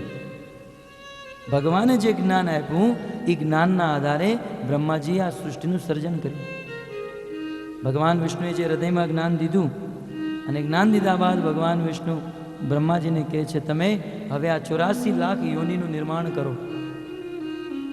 આજે જલજા 9 લક્ષાણી, 9 લાખ પાણીમાં, 10 લાખ ઉડવાવાળા, 20 લાખ વૃક્ષ ઇત્યાદિ, 4 લાખ મનુષ્ય, 30 લાખ પ્રકારના પશુ, આ જેટલી પણ ડિઝાઇન છે, આ બધી આકૃતિ, આ બધી ડિઝાઇન બ્રહ્માજીએ બનાવી. બહુ મોટા એન્જિનિયર હતા બ્રહ્માજી. ઘણી વખત લોકોની ભ્રમ છે કે બ્રહ્માજી આ સૃષ્ટિના સર્જનહાર છે. આ વાત સાચી, પણ બ્રહ્માજી આ સૃષ્ટિના ગૌણ સર્જનહાર છે, મુખ્ય સર્જનહાર નથી. કારણ કે જ્યારે બ્રહ્માજીને આ સૃષ્ટિનું નિર્માણ કરવું હતું, સૃષ્ટિ બનાવવા માટે, આ 84 લાખની યોનિનું નિર્માણ કરવા માટે વિશાળ માત્રામાં પંચ મહાભૂતની જરૂર પડી. તમે કાલે જાણ્યું ને, આ શરીર પંચ મહાભૂતથી બનેલું છે. વિશાળ માત્રામાં, ત્યારે ભગવાન શ્રી કૃષ્ણએ બ્રહ્માજીને વિશાળ માત્રામાં પંચ મહાભૂત પ્રદાન કર્યું અને એના દ્વારા ભગવાન દ્વારા દીધેલી બુદ્ધિથી બ્રહ્માજીએ આ સૃષ્ટિનું સર્જન કર્યું. બ્રહ્માજી સૃષ્ટિના સર્જન કરવાવાળા, પણ ગૌણ સર્જન કરવાવાળા. જેમ કે તમને પૂછવામાં આવે, તમે આ શર્ટ પહેરો છે, કોણે બનાવ્યું? તમે કહેશો દરજીએ. દરજીએ શર્ટને સીવો છે, પણ જો દરજી પાસે કપડું ન આપ્યું હોત તો? માટે આ શર્ટનું પ્રથમ ક્રિએટર કપડું બનાવવા વાળો છે. એમ આ સંસારના ક્રિએટર બ્રહ્મા ખરા, પણ આ સૃષ્ટિના મૂળ સર્જનહાર ભગવાન શ્રી કૃષ્ણ, ભગવાન વિષ્ણુ છે. તો બ્રહ્માજી ભગવાન વિષ્ણુની સેવા કરે. અને બ્રહ્માજીની એક વિશેષતા શું છે? બ્રહ્માજી પાસે બહુ લાંબુ આયુષ્ય છે. જેમ આપણું આયુષ્ય 100 વર્ષનું છે, એમ બ્રહ્માજી પણ 100 વર્ષ જીવે છે. પણ બ્રહ્માજીનો એક દિવસ આ પૃથ્વી ઉપર જ્યારે 8 અરબ 64 કરોડ વર્ષ વીતે, ત્યારે બ્રહ્માજીનો એક દિવસ સમાપ્ત થાય. અને એવા બ્રહ્માજી 100 વર્ષ સુધી જીવે, આટલું લાંબુ બ્રહ્માજીનું આયુષ્ય છે. 14 મન્વંતર સુધી, 71 ચતુર્યુગ જ્યારે ભેગા થાય ત્યારે એક મન્વંતરની અવધિ સમાપ્ત થાય. અને એવા 14 મન્વંતર જ્યારે વીતે ત્યારે બ્રહ્માજીની આયુષ્ય સમાપ્ત થાય. આમ બ્રહ્માજીની બહુ લાંબી આયુ છે. અને બ્રહ્માજી પરમ કૃપાળુ પણ છે. જે લોકો બ્રહ્માજીની શરણમાં આવે, બ્રહ્માજી એમને વરદાન પણ આપે છે. પણ એ બ્રહ્માજી જ્યારે વરદાન આપે, ત્યારે વરદાન ભગવાન શ્રી કૃષ્ણ પાસે શક્તિ લઈને પ્રદાન કરે. અને બ્રહ્માજી જ્યારે વરદાન આપે, ભગવાન શ્રી કૃષ્ણની ઈચ્છા હોય કે આ બ્રહ્માજીએ જે વરદાન આપ્યું છે એ બરોબર નથી, તો ભગવાન એ વરદાનને પાછું પણ લઈ શકે. કારણ કે આખિર બ્રહ્માજી કૃષ્ણને સુપ્રીમ માને છે. બ્રહ્માજી કૃષ્ણના ભક્ત છે. અને એનું જ્વલંત પ્રમાણ, ઉદાહરણ, હિરણાકશ્યપુએ બ્રહ્માજીને પ્રસન્ન કર્યા હતા. હિરણાકશ્યપુએ 36,500 વર્ષ સુધી તપસ્યા કરી અને બ્રહ્માજીને પ્રકટ કર્યા. હંસ ઉપર સવાર થઈને બ્રહ્માજી આવ્યા, શું જોઈએ છે? હિરણાકશ્યપુ કે મારે અજર અમર થવું છે. બ્રહ્માજી કે હું અજર અમર નથી, તને ક્યાંથી અજર અમર બનાવી છું? ભલે બીજું કઈ માંગી લે. ત્યારે હિરણાકશ્યપુએ કીધું, ઠીક છે, તો મને આપો, હું દિવસે ન મરું, ન રાતે, ન સવારે, ન સાંજે, ન ઉપર ન નીચે, અંદર ન બહાર, અસ્ત્રથી ન મરું, શસ્ત્રથી ન મરું, આવું મને વરદાન આપો. મનુષ્યથી ન મરું, પશુથી ન મરું. બ્રહ્માજી તથાસ્તુ કહીને વયા ગયા. અને જ્યારે હિરણાકશ્યપુ ભગવાન શ્રી કૃષ્ણના શુદ્ધ ભક્ત પ્રહલાદ ઉપર અત્યાચાર કરવાનો પ્રારંભ કર્યો, ત્યારે ભગવાને જોયું કે અનર્થ થઈ રહ્યો છે. ગો વિપ્રસુર સાધુ નામ, બ્રાહ્મણોની, ગાયની અને એમના ભક્તોની રક્ષા કરવા માટે ભગવાન પ્રકટ થાય. એ સમયે પ્રહલાદની રક્ષા કરવા માટે ભગવાન શ્રી કૃષ્ણ, ભગવાન વિષ્ણુ નરસિંહ દેવનો રૂપ લઈ થાંભલાને તોડી પ્રકટ થઈ ગયા અને હિરણાકશ્યપુનો વધ કર્યો. જે સમયે ભગવાન વિષ્ણુ હિરણાકશ્યપુનો વધ કરી રહ્યા હતા, એ સમયે બ્રહ્માજી હિરણાકશ્યપુની રક્ષા કરવાની વાત તો દૂર રહી. એ જોવા પણ ના આવ્યા કે બિચારાએ 36,500 વર્ષ સુધી તપસ્યા કરી છે, ચલો જઈને જોઈ આવું શું સ્થિતિ છે. જોવા પણ ના આવ્યા. આની ઉપરથી આપણને ખબર પડે કે કૃષ્ણ જે કાર્ય કરે એમાં બ્રહ્માજી જેવા દેવતાઓ પણ કાંઈ ન બોલી શકે. યદ્યપિ વરદાન આપીને બેઠા છે, પણ જ્યારે ભગવાન કાર્ય કરી રહ્યા છે ત્યારે બ્રહ્માજીને કાંઈ ન કરી શક્યા. આનો અર્થ છે બ્રહ્માજી ભગવાન શ્રી કૃષ્ણના ભક્ત. અને કૃષ્ણના ભક્ત હોવાને કારણે આપણે બ્રહ્માજીને આદર આપવો જોઈએ. બ્રહ્માજીનું આમ જોવામાં આવે તો એક જ ધામ પુષ્કર, બહુ સુંદર મંદિર છે. એની પાછળ પણ લાંબી કથા છે, કેમ એક જ. તો બ્રહ્માજી આ સૃષ્ટિના પ્રથમ જીવ, એમને આદર આપવો આપણું કર્તવ્ય છે. ત્યારબાદ શિવજી. આમ જોવામાં આવે તો શ્રીમદ ભાગવતમમાં શિવજીનું પ્રાકટ્ય બ્રહ્માજીની ભ્રિકુટીથી થયું. જ્યારે બ્રહ્માજીએ અનેક પુત્રોને જન્મ દીધા અને બધા પુત્રોને વિવાહ કરી પ્રજાની ઉત્પત્તિ કરવાનું કીધું, 10 પુત્રે ના પાડી દીધી. બ્રહ્માજીને ક્રોધ આવ્યો અને ક્રોધ દ્વારા બ્રહ્માજીની ભ્રિકુટીમાંથી એક બાળક રડતા રડતા પ્રકટ થયો. રડતા રડતા પ્રકટ થયો હોવાને કારણે એ બાળકનું નામ રુદ્ર થયું. રુદ્રનો, શિવજીનો જન્મ થયો. આમ જોવામાં આવે તો શિવજી બ્રહ્માજીથી પ્રકટ થયા છે. શિવજીનું સ્થાન તો સદા માટે છે, એનું એક નામ જ છે સદાશિવ. શિવજી એક વિશેષ તત્વ છે, શિવ તત્વ. શિવજી વિશે અનેક લોકોને મનમાં ભ્રમ છે, પણ શિવજી વિશે ભાગવતમાં બહુ સુંદર કહેવામાં આવ્યું છે. શિવજી કોણ? શિવજી કેટલા મહાન છે? શ્રીમદ ભાગવતમાં બહુ સુંદર કહે છે, નિમ્ન ગાના યથા ગંગા દેવાનામ અચ્યુતો યથા. આ સંસારમાં અનેક નદીઓ છે, પણ બધી નદીઓમાં શ્રેષ્ઠ ગંગા છે. આ સંસારમાં અનેક દેવતાઓ, 33 કરોડ દેવી દેવતાઓ, પણ બધા દેવતાઓમાં શ્રેષ્ઠ વિષ્ણુ છે. વેદવ્યાસજી દ્વારા લખેલા 18 પુરાણ છે, પણ એમાં શ્રેષ્ઠ શ્રીમદ ભાગવત છે. એમાં દુનિયામાં અનેક વૈષ્ણવો છે, પણ સમસ્ત વૈષ્ણવમાં શિરમોર શ્રેષ્ઠ કોઈ હોય તો એ છે વૈષ્ણવા નામ યથા શંભુ, શિવજી બોલે નામ. સમસ્ત વૈષ્ણવોના અગ્રગણ્ય, સમસ્ત વૈષ્ણવમાં શ્રેષ્ઠ શિવજી પરમ વૈષ્ણવ. શિવજી ભગવાનના પરમ ભક્ત. ભક્તિ કેવી રીતે કરવી શિવજી પાસેથી ખબર પડે. અને આ વાત આપણને ત્યારે ખબર પડે રામલીલામાં અને કૃષ્ણ લીલામાં.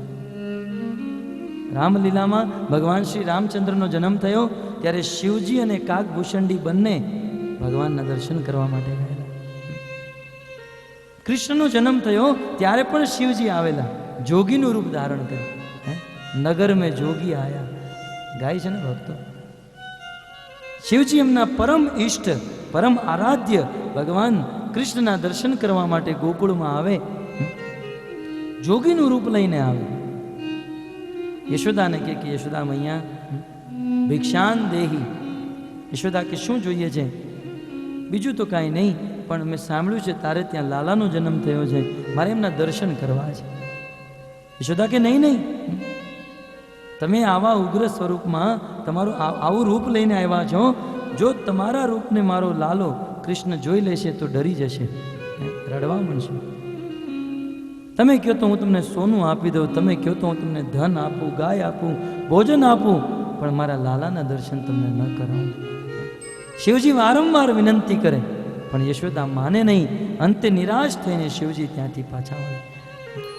શિવજીના હૃદયમાં દુઃખ કે જે ભગવાનના, મારા ઈષ્ટના દર્શન કરવા માટે હું આવ્યો છું, એના દર્શન ન થયા. પણ ભક્તોને ભગવાનના દર્શન કરવાની જેટલી લાલસા હોય એની કરતાં વધારે તો ભગવાનને એમના ભક્તોના દર્શન કરવાની લાલસા હોય છે. જેવા શિવજી ત્યાંથી પાછા ફર્યા તરત ભગવાન શ્રી કૃષ્ણ રડવા માંડ્યા. જોર જોરથી રડે. અનેકો પ્રયાસો દ્વારા પણ કૃષ્ણ શાંત ન રહે. ત્યારે કોઈએ કીધું કે લાગે છે આને કોઈ નજર લાગી ગઈ છે, કોઈ ગ્રહ નડતો લાગે છે. કોઈ ગોપીએ કીધું યશોદા મૈયાને, શું એ જોગીને બોલાવી આવું, એ ગ્રહ ઉતારી દેશે, નજર ઉતારી દેશે.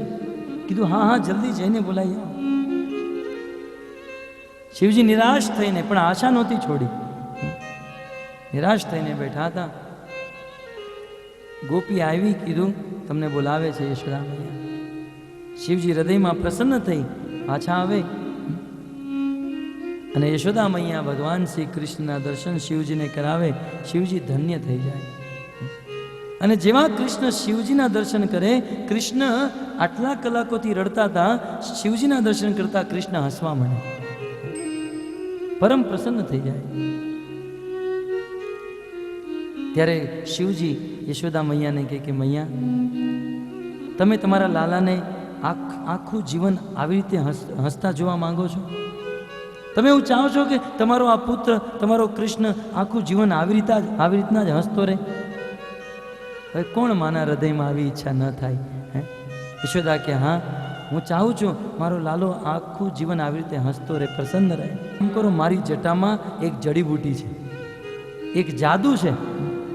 જો તમારા કાનાનો પગ, તમારા કૃષ્ણનો ચરણ મારા મસ્તક ઉપર, મારી જટામાં મૂકી દો તો આજ પછી ક્યારેય રડશે નહીં, પરમ પ્રસન્ન રહેશે. યશોદા મૈયાએ જલ્દી જલ્દી તરત કૃષ્ણને ઉઠાવી કૃષ્ણના બંને ચરણ શિવજીની જટામાં મૂકી દીધા, શિવજીના મસ્તકમાં મૂકી દીધા. ભક્તો, ત્યારે શિવજી પ્રસન્ન થઈને નાચવા માંડ્યા. શિવજી એટલું જ વિચાર કરે કે જે ભગવાનના ચરણોને સ્પર્શ થયેલી ગંગા મારી જટા ઉપર આવવાથી હું ત્રણેય લોકોમાં મારું યશ ફેલાઈ ગયો, ત્રણેય લોકોમાં રહેવાવાળા સમસ્ત જીવો મને જાણતા થઈ ગયા. જે ભગવાનના ચરણોથી સ્પર્શ થયેલા જળને માત્ર સ્પર્શ કરવાથી હું આટલો પવિત્ર બન્યો, આજે એ જ ભગવાનના સાક્ષાત ચરણ મારા મસ્તક ઉપર આવ્યા છે, આજે હું ધન્યાથી ધન્ય થઈ ગયો. પરમ પ્રસન્ન હો ગયા શિવજી. આ છે શિવજી. શિવજી પરમ વૈષ્ણવ. આ સંસારમાં અમુક લોકોને શિવજી વિશે ભ્રમ છે. અમુક લોકો પોતાની જાતને શિવજીના ભગત માને અને પછી શિવરાત્રિને દિવસે ભાંગ પીતા હોય.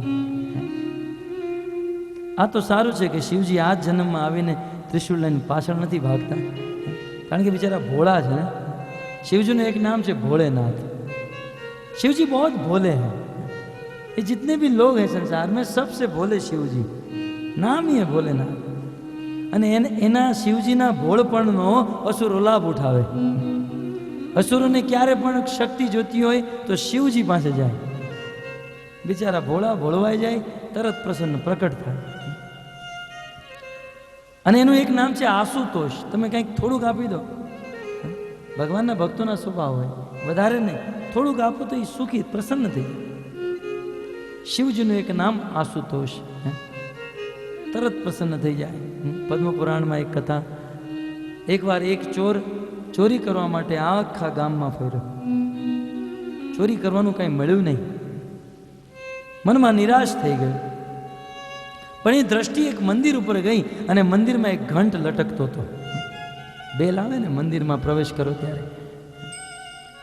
કીધું આને નીચે ઉતારી ભંગારમાં વેચી દઉં તો કમસે કમ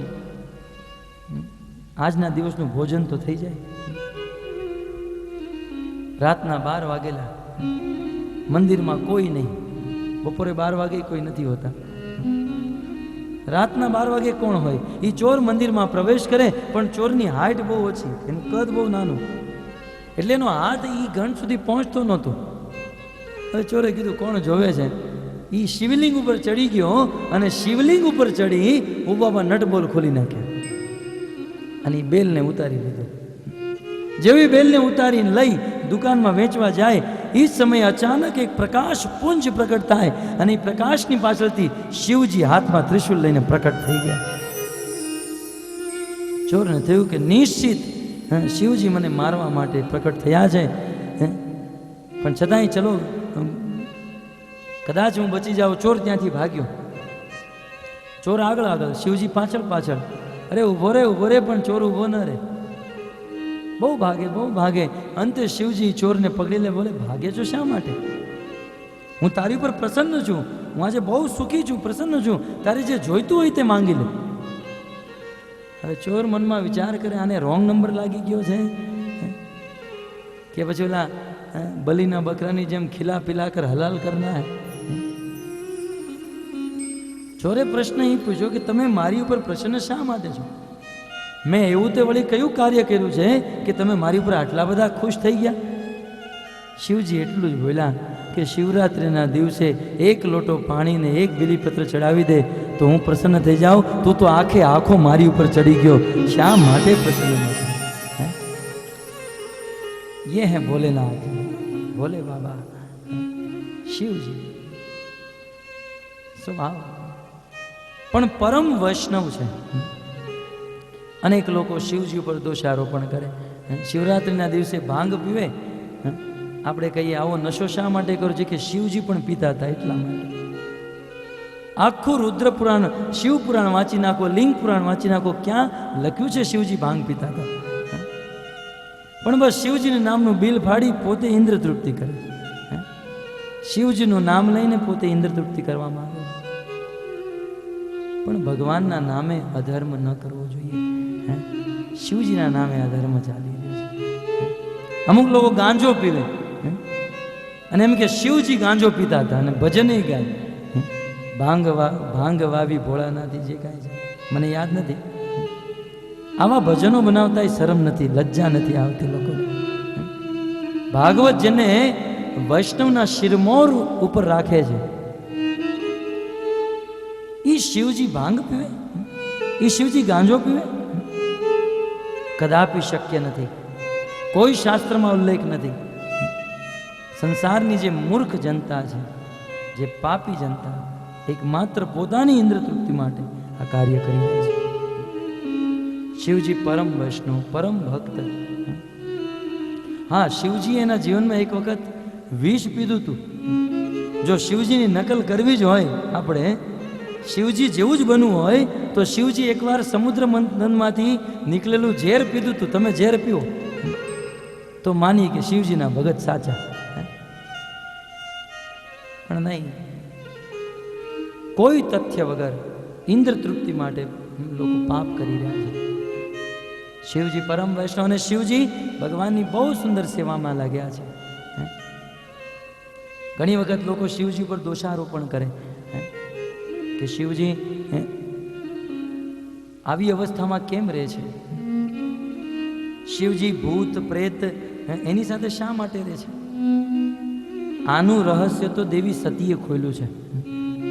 દક્ષ પ્રજાપતિ જ્યારે શિવજીનું બહુ અપમાન કરે, સતીજી એનું રહસ્ય ખોલે. તમે શું જાણો, તમે લોકો શું સમજો, શિવજીની શું મહાનતા છે? ભગવાન શ્રી રામચંદ્રે કીધું, શિવ દ્રોહી મમ ભગત કહાવા. આ સંસારમાં કોઈ મારી ગમે એટલી ભક્તિ કરે, પણ શિવજી જેવા વૈષ્ણવ ગતિ પાવા, વ્યક્તિ નરકમાં જશે. શિવજીનો અપરાધ ક્યારે પણ ન કરવો જોઈએ, ક્યારે પણ અપમાન ન કરવું જોઈએ. ઘણી વખત શિવજીને દોષ આપે કે ભૂત પિશાચ સાથે શા માટે? દેવી સતી કહે છે કે આ સંસારમાં શિવજી સાક્ષાત કરુણાનો અવતાર છે. તમે શું જાણો?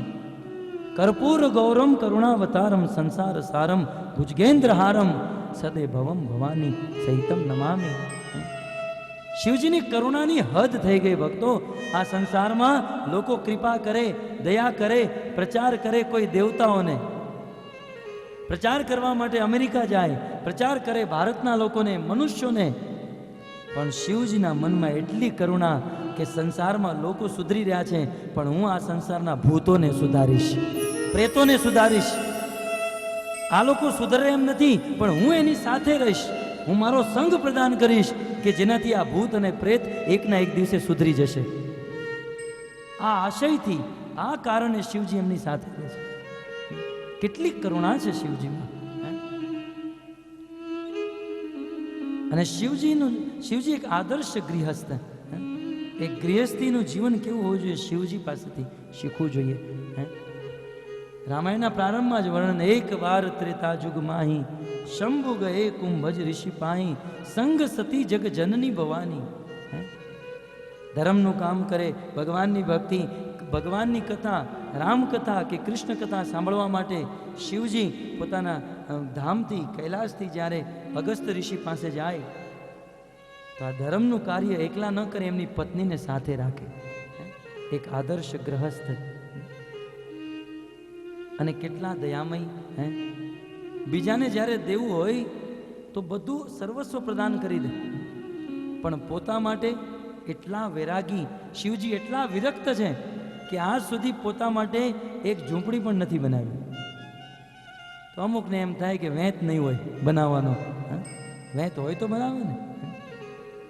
પણ વિચાર કરો ભક્તો કે જે વ્યક્તિ બીજાને દાનમાં સોનાની લંકા આપી શકતો હોય એ પોતાની માટે શું ન કરી શકે? રાવણ જેવા રાવણને જો દાનમાં સોનાની લંકા આપી શકતા હોય તો શિવજી શું પોતાની માટે મહેલ ખડા ન કરી શકે? પણ વિરક્ત છે, વૈરાગી છે. વૈરાગ્યનો ધર્મ શીખવાડી રહ્યા છે. શિવજી જેવા પરમ વૈષ્ણવ, પરમ મહાત્મા, ભાગવત એમને વૈષ્ણવ કહી રહ્યા છે. અને શિવજી નિરંતર ભગવાનની સેવા કરે છે. શિવજીની મુખ્ય સેવા શું છે? આ સંસારનો પ્રલય કરવાનો. આ સંસારનો પ્રલય જ્યારે કરવાનો થાય, ભગવાને પ્રલય કરવાનો ડિપાર્ટમેન્ટ શિવજીને સોંપ્યો છે. ઘણી વખત લોકો એમ કે શિવજી બહુ ક્રોધી. શિવજી ક્રોધી નથી. જ્યારે એવું કાર્ય કરવાનું હોય ત્યારે શિવજી ક્રોધને સ્વીકાર કરે છે. 11 રુદ્રના રૂપમાં પ્રકટ થાય, હાથમાં ત્રિશૂલ લઈ આ સમસ્ત દિશાઓના દિગ્ગજોને, હાથીઓને પોતાના ત્રિશૂળમાં ફસાવી શિવજી ત્રાંડવ નૃત્ય કરે અને ત્રાંડવ દ્વારા આ બ્રહ્માંડનો પ્રલય કરી નાખે. ત્રિનેત્ર, એ દિવસે શિવજીનું ત્રીજું નેત્ર ખુલી જાય. આમ આ શિવજીની બહુ મહિમા છે. શિવજી શ્રેષ્ઠ છે. અને શિવ તત્વ વિશે બ્રહ્માજી બહુ સુંદર નિરૂપણ કરે. શિવજી ભગવાન શ્રી કૃષ્ણથી પ્રકટ થયા છે. એટલે શિવજીમાં અને ભગવાનમાં કોઈ અંતર નથી. પણ એક અંતર બ્રહ્માજી બ્રહ્મ સંહિતામાં કહે છે, શિરમ યથા દધિ વિકાર વિશેષ યોગા. જેમ દૂધમાંથી દહીં બને, દહીં જે છે દૂધમાંથી જ બન્યું છે, દૂધનો જ વિકાર છે, એમ શિવજી ભગવાન કૃષ્ણમાંથી જ પ્રકટ થયા છે. એટલે શિવજીમાં અને કૃષ્ણમાં કોઈ અંતર નથી. પણ કે છે દૂધમાંથી દહીં બને, પણ દહીંમાંથી ફરીથી દૂધ બને ન બને. એમ કૃષ્ણમાંથી શિવજી પ્રકટ થયા છે, પણ શિવજી કૃષ્ણ બની શકે નહીં. તત્વ સમજવું જોઈએ. શિવ એક વિશેષ તત્વ, શિવ તત્વ છે. શિવજીને આદર આપો. શિવજી મહાન છે, વૈષ્ણવના અગ્રગણ્ય છે. અને શિવજીને કૃષ્ણ ભક્તિ હૃદયથી વાલી છે. આપણા ગુજરાતના સંત નરસિંહ મહેતા શિવજીના ભક્ત હતા. શિવલિંગને પોતાના અખબારમાં ભરી આલિંગન કરી કેદાર રાગનું ઉચ્ચારણ કરતા, શિવજીને યાદ કરતા. શિવજી પ્રકટ થયા નરસિંહ મહેતા સામે. બોલે શું જોઈએ છે નરસિંહ? જે જોઈતું હોય તે માંગી લે. નરસિંહ મહેતા કે મેં તમને તો બોલાવ્યા નથી અને મારે કંઈ જોઈતું નથી. એ કે નહીં, હું પ્રસન્ન છું તારા ઉપર, જે જોઈતું હોય તે માંગી લે. એ દિવસે ગુજરાતના સંત નરસિંહ મહેતા એટલું જ કીધું હતું કે હે ભોલેનાથ, મારે કાંઈ નથી જોતું, પણ તમને જે પ્રિય વસ્તુ હોય, તમે જેને પ્રેમ કરતા હો અને તમને જે પ્રિય વસ્તુ હોય એ વસ્તુ તમે મને આપો. શિવજી કે મને તો સૌથી પ્રિય મારા કૃષ્ણની રાસલીલા છે. આવો હું તને રાસલીલાના દર્શન કરાવું. નરસિંહ મહેતાનો હાથ પકડી શિવજી એમને બ્રજ વૃંદાવનમાં ગોપીઓની અને કૃષ્ણની રાસલીલા બતાવવા લઈ ગયા. આ છે શિવજી. કૃષ્ણને એટલો પ્રેમ કરે છે શિવજી. જ્યારે પણ કૃષ્ણ રાસલીલાનું અનુષ્ઠાન કરે, શિવજી રાસલીલામાં ભાગ લેવા માટે આવે. પણ ગોપીઓ ના પાડે, નહીં, આ રાસલીલામાં માત્ર સ્ત્રીઓનું જ સ્થાન છે, પુરુષોને એન્ટ્રી નથી. શિવજી કે તો હું સ્ત્રી બનવા માટે તૈયાર છું. અને એ સમયે શિવજી ભોલેનાથ પોતાનો વેશ ઉતારી સ્ત્રીનો વેશ એક સાડી પહેરી લે. આ વાતનો પુરાવો આજે પણ વૃંદાવનમાં શિવજી ગોપી બનીને એ રાસલીલામાં ભાગ લીધો અને ત્યાં શિવજીનું મંદિર બન્યું ગોપેશ્વર મહાદેવ. આ કથાનો પુરાવો છે. આ અનેક વાતો દ્વારા સાબિત થાય છે કે શિવજી મહાન છે, શિવ તત્વ મહાન છે, પણ શિવજી કૃષ્ણના ભક્ત છે. શિવજીના મંદિરે જવું જોઈએ, શિવજીને પ્રાર્થના કરવી જોઈએ, એમને પ્રણામ કરવા જોઈએ. શિવરાત્રિના દિવસે ઉપવાસ રહેવો જોઈએ. શિવજીના ચરણમાં એક જ વસ્તુ માંગવી જોઈએ કે હે શિવજી, તમે જેવી રીતે કૃષ્ણની સેવા કરો છો, ભગવાનની ભક્તિ કરો છો, એવી રીતે અમને પણ આશીર્વાદ આપો, અમે રામ અને કૃષ્ણની ભક્તિ કરી શકીએ. તો શિવજી વિશે સંક્ષિપ્તમાં પરિચય સમાપ્ત થયો. આવો આગળ આપણે હજુ એક દેવતા વિશે વિચાર વિમર્શ કરીએ. એ છે ગણપતિ. મહારાષ્ટ્રમાં, હવે તો સુરતમાં પણ ગણપતિ અને ગણેશ ઉત્સવનું બહુ વિશેષ સ્થાન છે. ગણેશ ચતુર્થી લોકો મનાવે છે. આવો ગણપતિ વિશે તત્વથી આપણે વિચાર કરીએ. ગણપતિ શું છે? શાસ્ત્રમાં વર્ણન છે. સૌ પ્રથમ એક વાતનો ખ્યાલ આપ સૌને હોવો જોઈએ. આ ગણપતિ જે છે, ગણેશ જે છે, એ કોઈ પર્ટિક્યુલર નામ નથી.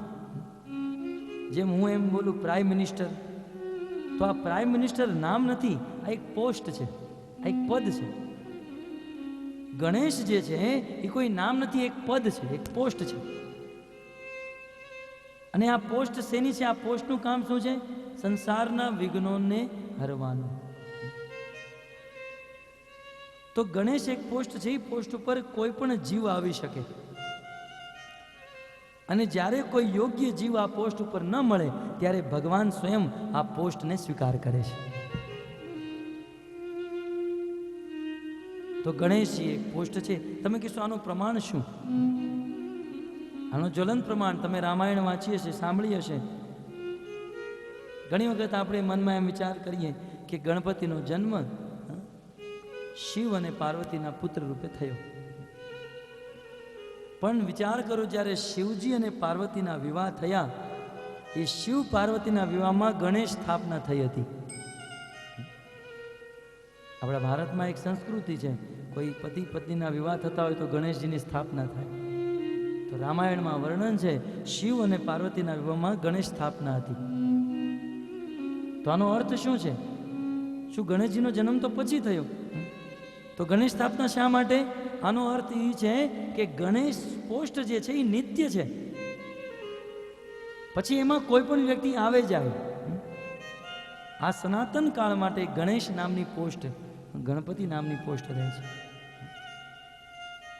અને ગણપતિના જન્મ અનેક અલગ અલગ કલ્પમાં, અલગ અલગ યુગોમાં અલગ અલગ રીતે એમની કથા છે. એક કલ્પમાં ગણેશજીનો જન્મ સતીનું દક્ષ પ્રજાપતિના યજ્ઞમાં મૃત્યુ થઈ ગયા બાદ શિવજી અને પાર્વતીના વિવાહ થયા. એક દિવસ શિવજી કંઈક કામ માટે બહાર ગયા હશે. દેવી પાર્વતીએ પોતાના શરીર ઉપર ચંદન, કેસર ઇત્યાદિનો કસ્તુરીનો લેપ લગાડ્યો, અને પછી સવારમાં ગંગા નદીમાં સ્નાન કરતા હતા. સ્નાન કરતી વખતે આખા શરીર ઉપરથી લેપ ઉતારી એમણે રમત રમતમાં એક નાનું એવું બાળકનું સ્વરૂપ તૈયાર કર્યું. અને નાનું એવું બાળકનું સ્વરૂપ તૈયાર કરી રમત રમતમાં એ ગંગા નદીમાં પધરાવી દીધું. પુરાણોની કથા છે. અને એ સમયે સાક્ષાત ગંગા દેવી પ્રકટ થાય. જે ઈ લેપથી જે બાળકની મૂર્તિ બનાવેલી, એ મૂર્તિમાં એક જીવાત્મા પ્રકટ થાય. ગંગાદેવી જીવિત બાળકને લઈ ગંગામાંથી બહાર નીકળે અને દેવી પાર્વતીને અર્પણ કરે છે કે હા પાર્વતી, તારો પુત્ર છે. ગંગા દ્વારા એ પુત્ર અર્પણ કરવામાં આવેલો, માટે એનું એક નામ થયું ગાંગેય. ગણેશ પુરાણમાં આ કથા છે. અને એક કલ્પમાં એવી પણ કથા છે કે દેવી પાર્વતીએ પોતાનો લેપ ગંગા નદીમાં નાખ્યો, ગંગાદેવીને પ્રાર્થના કરી અને ગણેશજીનો જન્મ થયો. ગણેશજી ભગવાનના પરમ ભક્ત છે. શેની ઉપરથી આપણને જાણવા મળે? એક કલ્પમાં એવી કથા છે કે દેવી પાર્વતી સ્નાન કરવા માટે ગઈ હતી. ગણેશજીને કીધું કે તું બહાર ધ્યાન રાખીને બેસજો, કોઈને આવવા ન દેતો. અને એ જ સમયે પરશુરામજી આવ્યા, મારે મળવું છે. બોલે નહીં મળવા મળે. પરશુરામને ક્રોધ આવ્યો, ગણેશજીના દાંતને કાપી નાખ્યો. પણ આ જે અત્યારે જે કલ્પ ચાલી રહ્યો છે, આ કલ્પની તમને કથા કહું. ગણેશજી ભગવાન શ્રી કૃષ્ણની સેવા કેવી રીતે કરે છે, કઈ રીતે કૃષ્ણના ભક્ત છે. જ્યારે વેદ વ્યાસજી 4 વેદ, 108 ઉપનિષદ, 18 પુરાણ, આ સમસ્ત શાસ્ત્રોનું સંકલન કરવા માટે બેઠા બદ્રિકાશ્રમમાં, તો વેદ વ્યાસજી તો સમાધિમાં બેસીને આ બધા શ્લોકોને ઉચ્ચારણ કરી રહ્યા હતા. એ સમયે એમણે ગણેશજીને બોલાવ્યા. લખવામાં, હેન્ડરાઇટિંગમાં ગણેશજીના હેન્ડરાઇટિંગ બહુ સારા, એટલે વેદ વ્યાસજીએ સ્પેશિયલ ગણેશજીને બોલાવ્યા અને ગણેશજીને કીધું કે ગણેશજી, તમારે એક કામ કરવાનું છે. શું? કે હું આ 4 વેદ, આ પુરાણોની રચના કરી રહ્યો છું, તમારે એને લખવાના છે. ગણેશજી કે કોઈ વાંધો નહીં, પણ મારી એક શરત છે. શરત એ છે કે તમે બોલતી વખતે અટકતા નહીં. એક ધારું લગાતાર તમારે બોલવાનું. જો તમે અટકી ગયા તો હું લખવાનું બંધ કરી દઈશ, કારણ કે મારી પાસે સમય બહુ ઓછો છે. વેદવ્યાસજી કે કોઈ વાત નહીં, કોઈ વાંધો નહીં, મારી પણ એક શરત છે, તમારે લખવાનું, પણ તમે કોઈ પણ શ્લોક લખો તો એને સમજીને પછી લખવાનું. ગણેશજી કે કોઈ વાંધો નહીં, શરત સ્વીકાર છે. હવે વેદવ્યાસજીને ક્યારેક ક્યારેક શ્લોકોને વિચારવામાં વાર તો લાગતો, પણ વેદવ્યાસજી શું કરે, એ શ્લોક બોલતા બોલતા એક અઘરો શ્લોક આપી દે. ગણેશજી વિચાર કરે આનો અર્થ શું થતો હશે. ત્યાં સુધીમાં વેદવ્યાસજી 10-15 શ્લોકની રચના કરી નાખી. તો આમ આ બંનેનું કામ ચાલી રહ્યું હતું. આ બધા વેદ ઉપનિષદ લખતા લખતા વેદવ્યાસજી 18 પુરાણો લખાવ્યા. અને હવે વેદવ્યાસજી અંતિમ પુરાણ, છેલ્લું પુરાણ લખાવી રહ્યા હતા, શ્રીમદ ભાગવત મહાપુરાણ. અને આ પુરાણમાં ભગવાન શ્રી કૃષ્ણની શુદ્ધ વિશુદ્ધ લીલાનું વર્ણન ગણેશજીને આ લખવામાં અદ્ભુત આનંદ આવી રહ્યો હતો. વેદવ્યાસજી બોલી રહ્યા છે ભાગવતના શ્લોક, કૃષ્ણની વિશુદ્ધ લીલાને ગણેશજી લખી રહ્યા છે. એ લખતા લખતા, એ ભાગવત ગ્રંથ લખતા લખતા લખતા ગણેશજીની કલમની જે સહી હતી એ ખતમ થઈ ગઈ. જે ઇંક હતી, જે સહી હતી, ખલાસ, ખાલી થઈ ગઈ. અને ગણેશજીને અદ્ભુત આનંદ આવી રહ્યો હતો. એ કે આટલો સુંદર આનંદ આવે છે ને કે, અને સહી ખલાસ થઈ ગઈ. હવે ગણેશજી ક્યાં સ્ટેશનરીની દુકાન ક્યાં ગોતવી, ક્યાં સહી લેવા જવી. ગણેશજીને કૃષ્ણ કથા લખવામાં એટલો આનંદ, એ દુકાનમાં ન ગયા, એણે પોતાનો દાંત તોડી નાખ્યો અને એ શ્રીમદ ભાગવત કૃષ્ણની લીલા રચિત ગ્રંથ મહાપુરાણ લખવા માંડ્યા. તમે કહેશો પ્રમાણ, આજે પણ આ પ્રમાણ તમે બદ્રિકાશ્રમમાં જાઓ, ગણેશજી દ્વારા પોતાના દાંતથી પથ્થર ઉપર લિખિત શ્રીમદ ભાગવત બદ્રીનાથમાં ઉપસ્થિત છે. આજે પણ આ સાબિતી મળે છે કે ગણેશજી કૃષ્ણના ભક્ત છે. વિઘ્ન દૂર કરે છે ગણેશજી, વિનાશક. ગણેશજીના 12 નામ શાસ્ત્રમાં લખ્યું છે કે આ 12 નામનું જો કોઈ સ્મરણ કરે, ગણેશજીના નામનું કોઈ સ્મરણ કરે, વિદ્યારંભે વિવાહે ચ, વિદ્યા આરંભ કરતી વખતે યા એક્ઝામ પેપર દેતી વખતે અથવા વિવાહના આરંભમાં, વિદ્યારંભે વિવાહે ચ વિઘ્ન તસ્ય ન જાયતે, ગણેશજીનું સ્મરણ કરવાથી વિઘ્ન નહીં આવે. કારણ કે આ વિઘ્નના દેવતા છે.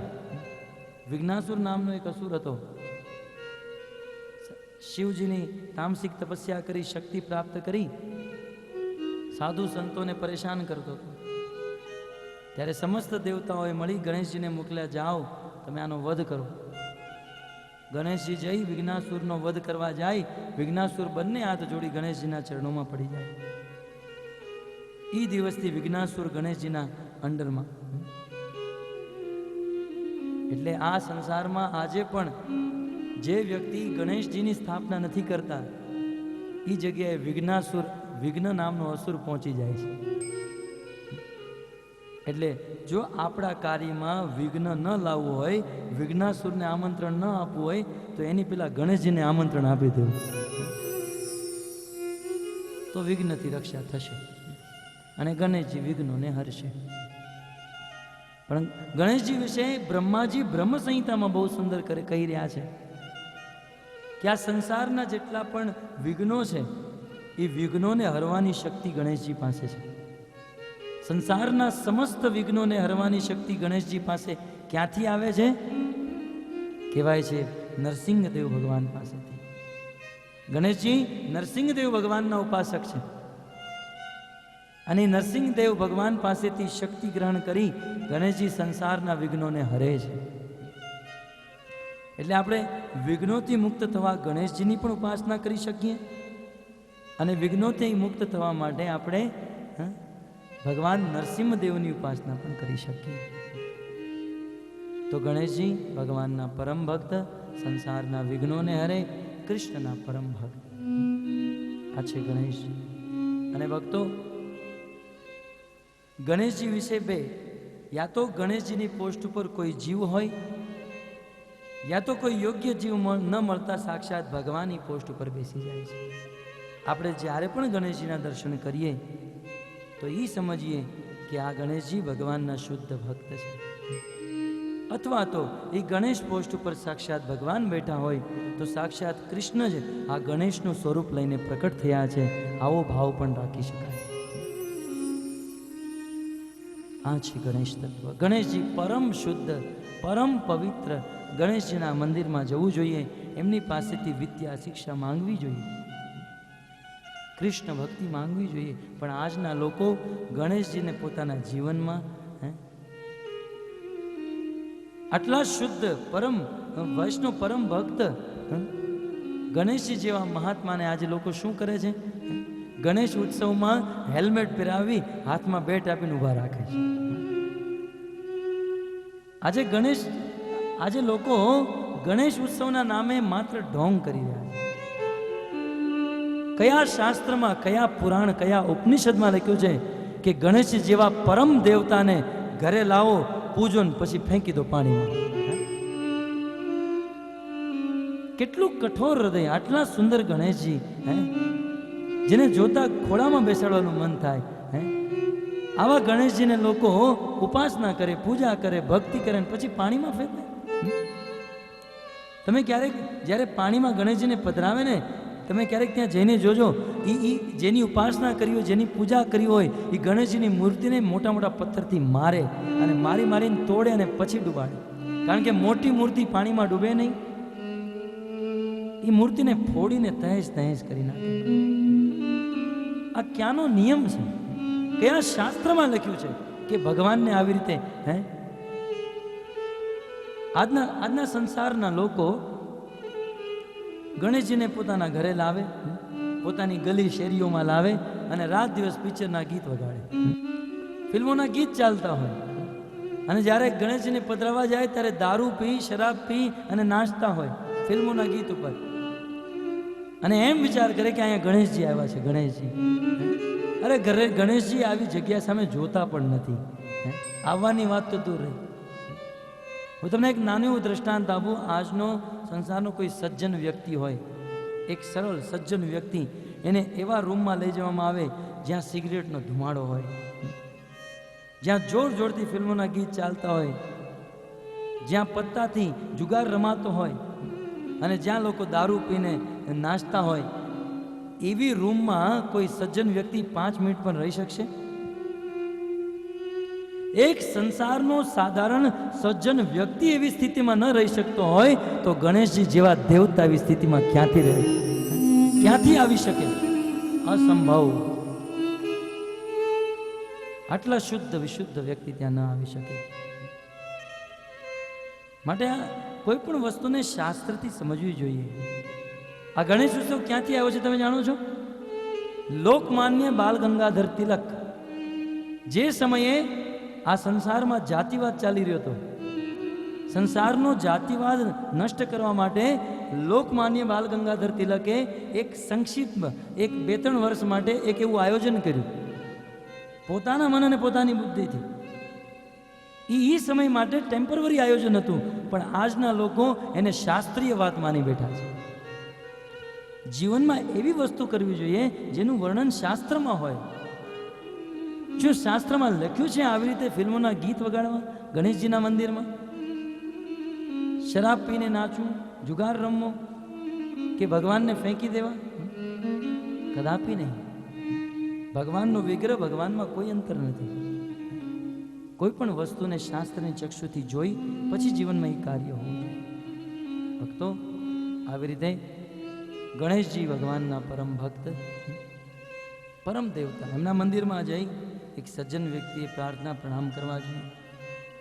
શિવજી પણ પરમ તત્વ, બ્રહ્માજી, દુર્ગાજી ભગવાનની શક્તિ છે. ભગવાને આ શક્તિ પ્રકટ કરી કેમ? આ સંસારના લોકોનું ધ્યાન રાખવા માટે. ભગવાને દુર્ગાજીને આદેશ આપ્યો, આ સંસારમાં, આ પૃથ્વીમાં જેટલા પણ કુળ છે એ બધા કુળોનું ધ્યાન રાખ. પણ દુર્ગાજી એક છે અને કુળ તો અનેક છે. તો દુર્ગાજીએ પોતાના શરીરથી અનેક દેવીઓને પ્રકટ કરી અને એક એક દેવી એક એક કુળનું ધ્યાન રાખે છે. અનેક દેવીઓ છે ને, અને પ્રત્યેક કુળની કુળદેવી અથવા કુળદેવતા હોય. આ સમસ્ત દેવીઓનો સ્ત્રોત દુર્ગા અને દુર્ગાનો સ્ત્રોત ભગવાન કૃષ્ણ છે. આમ સમસ્ત દેવી દેવતાઓનો સ્ત્રોત છે કૃષ્ણ, અને આ સમસ્ત દેવી દેવતાઓ એક સાથે એક મન અને બુદ્ધિથી કૃષ્ણની સેવા કરી રહ્યા છે. અને ભક્તો, શાસ્ત્રના અનેક શ્લોક, અનેક પ્રમાણ, અનેક પુરાવાથી તમે જાણી શકો કે જ્યારે દેવી દેવતાઓ પર આપત્તિ આવે, આ સંસારમાં રામ અવતારમાં દેવી દેવતાઓ પર આપત્તિ આવી, કૃષ્ણ અવતારમાં પણ સમસ્ત દેવી દેવતા 33 કરોડ દેવી દેવતા કૃષ્ણની શરણમાં ગયા. શું આ વાત ઉપરથી આપણને ન લાગે સુપ્રીમ અને સર્વોપરી કોણ છે? મહાભારતના એક નાના એવા પ્રસંગમાં જ્યારે દુર્યોધને દુર્વાસા ઋષિને પાંડવો પાસે મોકલ્યા, દુર્વાસા ઋષિ પાંડવોને ત્યાં વનવાસમાં ઝૂંપડીમાં ગયા. યુધિષ્ઠિર મહારાજને કીધું, મારા માટે અને મારા 10,000 શિષ્યો માટે ભોજન તૈયાર કરો, હું સ્નાન કરવા જાઉં છું. યુધિષ્ઠિર મહારાજે હા પાડી અને ઘરે જઈને જોયું તો દ્રૌપદી પાસે જે અક્ષય પાત્ર હતું એ ધોવાઈને મૂકી દીધેલું. અક્ષય પાત્રની મહિમા હતી કે જ્યાં સુધી એ અક્ષય પાત્રમાં તમે જેટલા વ્યક્તિનું ભોજન ચાહો એટલું ભોજન મળી શકે, પણ એને એક વખત ધોઈ નાખો તો પછી બીજા દિવસે ભોજન મળે. યુધિષ્ઠિરે મહારાજે કીધું કે 10,000 લોકોનું ભોજન બનાવવાનું છે. કીધું અક્ષય પાત્ર તો ધોવાઈ ગયું, હવે શું થશે? ભોજન નહીં બનાવે, દુર્વાસા ઋષિ શ્રાપ આપી દેશે. પાંડવોએ કૃષ્ણને યાદ કર્યા. ભગવાન શ્રી કૃષ્ણ પ્રકટ થયા. કીધું અક્ષય પાત્ર લાવો. બોલે ધોઈ નાખ્યું છે. બોલે લાવો તમે. એ અક્ષય પાત્રમાં એક ચોખાનો દાણો હતો. આખું સંસાર જાણે છે ભક્તો, કૃષ્ણએ એક ચોખાનો દાણો ખાધો, કૃષ્ણનું પેટ ભરાઈ ગયું, કૃષ્ણને હોડકાર આવ્યો. આ દુનિયામાં રહેવાવાળા, બ્રહ્માંડમાં રહેવાવાળા સમસ્ત જીવોના પેટ ભરાઈ ગયા અને સમસ્ત જીવોને ડકાર આવી. શું આ વાત ઉપરથી આપણને જ્ઞાન નથી થતું કે કૃષ્ણને આપણે ભોજન આપીએ તો બ્રહ્માંડના સમસ્ત જીવોનું ભોજન થઈ જાય? શું આ વાત ઉપરથી આપણને આ જ્ઞાન નથી થતું કે કૃષ્ણની ઉપાસના કરીએ, કૃષ્ણની ભક્તિ કરીએ તો આ સંસારમાં રહેવાવાળા સમસ્ત દેવી દેવતા પિતૃ ગંધર્વ સમસ્ત મનુષ્યોની ભક્તિ થઈ જાય? યથા તરોમૂલ નિષેચનેન તૃપ્યંતિ તત્સ્કંદ ભુજોપશાખા પ્રાણોપહારાશ્ચથે ઇન્દ્રિયાણામ તથૈવ સર્વારહણમ અચ્યુતેજ્યા.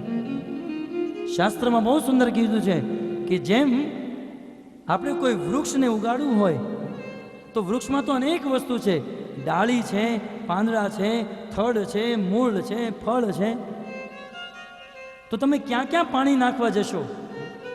33 કરોડ દેવી દેવતા છે, કોને કોને પ્રસન્ન કરવા જશો? પણ બુદ્ધિમાન વ્યક્તિ, શાસ્ત્રમાં કહે છે યથા તરોમૂલ નિષેચનેન, એક બુદ્ધિમાન વ્યક્તિ ઝાડના મૂળમાં જો પાણી નાખી દે તો આ પાણી થડમાં, ડાળીમાં, પાંદડામાં અને ફળમાં બધી જગ્યાએ પહોંચી જાય. એમાં સંસારના સ્ત્રોત, સર્વ કારણોના કારણ, સંસારના ઉદ્ગમ બિંદુ એકમાત્ર કૃષ્ણ છે.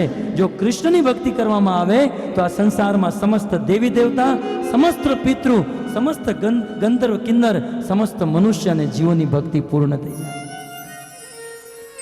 દેવર્ષિ ભૂતાપ્ત નિણામ પિતૃણામ ન કિંકરો નાયમ ઋણીચ રાજન. આ સંસારમાં જો કોઈ વ્યક્તિ ભગવાન શ્રી કૃષ્ણની ભક્તિ કરે, એ કૃષ્ણની ભક્તિ કરવા વાળો વ્યક્તિ ક્યારે પણ કોઈના ઋણમાં રહેતો નથી. માટે કૃષ્ણની ભક્તિ દિવ્ય. અને ભાગવતમાં તો અહીંયા સુધી કહી દીધું, ધાવન મિલિન વાનેત્રે ન સ્ખલેત ન પતેત.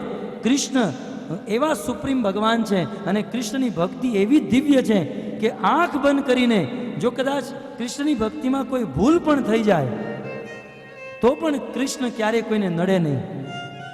તમે ક્યારે સાંભળ્યું કૃષ્ણ કોઈને નડ્યા? ઘણી વખત લોકો કહેતા હોય ફલાણા અમને નડે છે, ફલાણા નડે છે. ક્યારે પણ નહીં. કદાચ ભક્તિમાં કોઈથી ગલતી પણ થઈ જાય, રત્નાકર નામના ડાકુથી મરા મરા મરા મરા જપવાથી ઉલટા નામ જપત જગ જાના બાલ્મીકી ભાઈ બ્રહ્મ સમાના.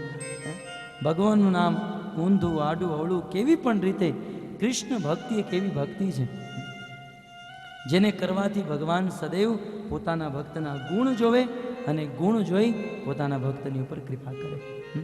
તો આજના સેમિનાર, આજના પ્રવચનનો એક પછી એક અને શાસ્ત્રના અનેક પુરાણ અને એના પ્રમાણોથી આ સાબિત અને સાર્થક થયું કે ભગવાન એક જ છે, એ છે કૃષ્ણ, અને કૃષ્ણ જ સાકાર સ્વરૂપ, પરમાત્મા સ્વરૂપ અને બ્રહ્મ સ્વરૂપે છે. અને કૃષ્ણ યદિ ભગવાન છે તો અન્ય જે છે એ દેવી દેવતાઓ છે. પણ ધ્યાન રહે, આ અન્ય દેવી દેવતાઓ બહુ મહાન છે, ક્યારે પણ એનો અનાદર ન કરવો જોઈએ. એમના મંદિરોમાં જવું, પ્રણામ કરવી, પ્રાર્થના કરવી જોઈએ. તો હવે એક અંતિમ પ્રશ્ન તમારો થાય તો મનમાં એક પ્રશ્ન છે, તો કૃષ્ણ અને અન્ય દેવી દેવતાઓ વચ્ચે કેવી રીતે વ્યવહાર રાખવો? કૃષ્ણ અને દેવી દેવતાઓ વચ્ચે કેવી રીતના વ્યવહાર રાખવો? તો છેલ્લું એક દ્રષ્ટાંત ભક્તો, એક વહુ જ્યારે સાસરે જાય, જ્યારે એક વહુ સાસરે જાય, એના લગ્ન થયા છે એક સાથે, પણ એ એના સાસરે એની સાસુની સેવા કરશે, એના સસરાની સેવા કરશે, એની જેઠાણીની સેવા કરશે, દેરાણીની સેવા કરશે, એના નણંદની સેવા કરશે, એના દિયરની સેવા કરશે. એમ નહીં કે મારા લગ્ન તો કેવલ એક જ સાથે થયા છે, બીજું કોઈ મારું કોઈ નથી. નહીં, આજની ભલે કહી શકે આજની વહુ, પણ હું એક સ્ટાન્ડર્ડની વાત કરું છું કે એક વહુ જ્યારે સાસરે જાય ત્યારે લગ્ન ભલે એક સાથે થયા હોય પણ એ સેવા બધાની કરે, પણ પ્રેમ કોની સાથે કરશે? એક વહુ, એક સ્ત્રી સાસરે સાસુની સેવા કરે, સસરાની સેવા કરે, દેરની, જેઠની, નણંદની, આ બધાની સેવા કરે, પણ એ વહુ પ્રેમ કોની સાથે કરશે? એમના પતિ સાથે ને. એમ આપણે સમસ્ત દેવી દેવતાઓના મંદિરમાં જવું, એમને આદર આપવો, એમને સન્માન આપવું, પણ પ્રેમ એકમાત્ર કૃષ્ણ સાથે હોવો જોઈએ. હરે કૃષ્ણ, હરે કૃષ્ણ, કૃષ્ણ હરે રામ, રામ રામ, હરે હરે. તો હજુ પણ અનેક વાતો આ ટોપિકમાં બાકી રહી ગઈ છે. એ જે વાત બાકી રહી ગઈ છે આવવાવાળા પ્રવચનમાં તમને સંભળાવીશ.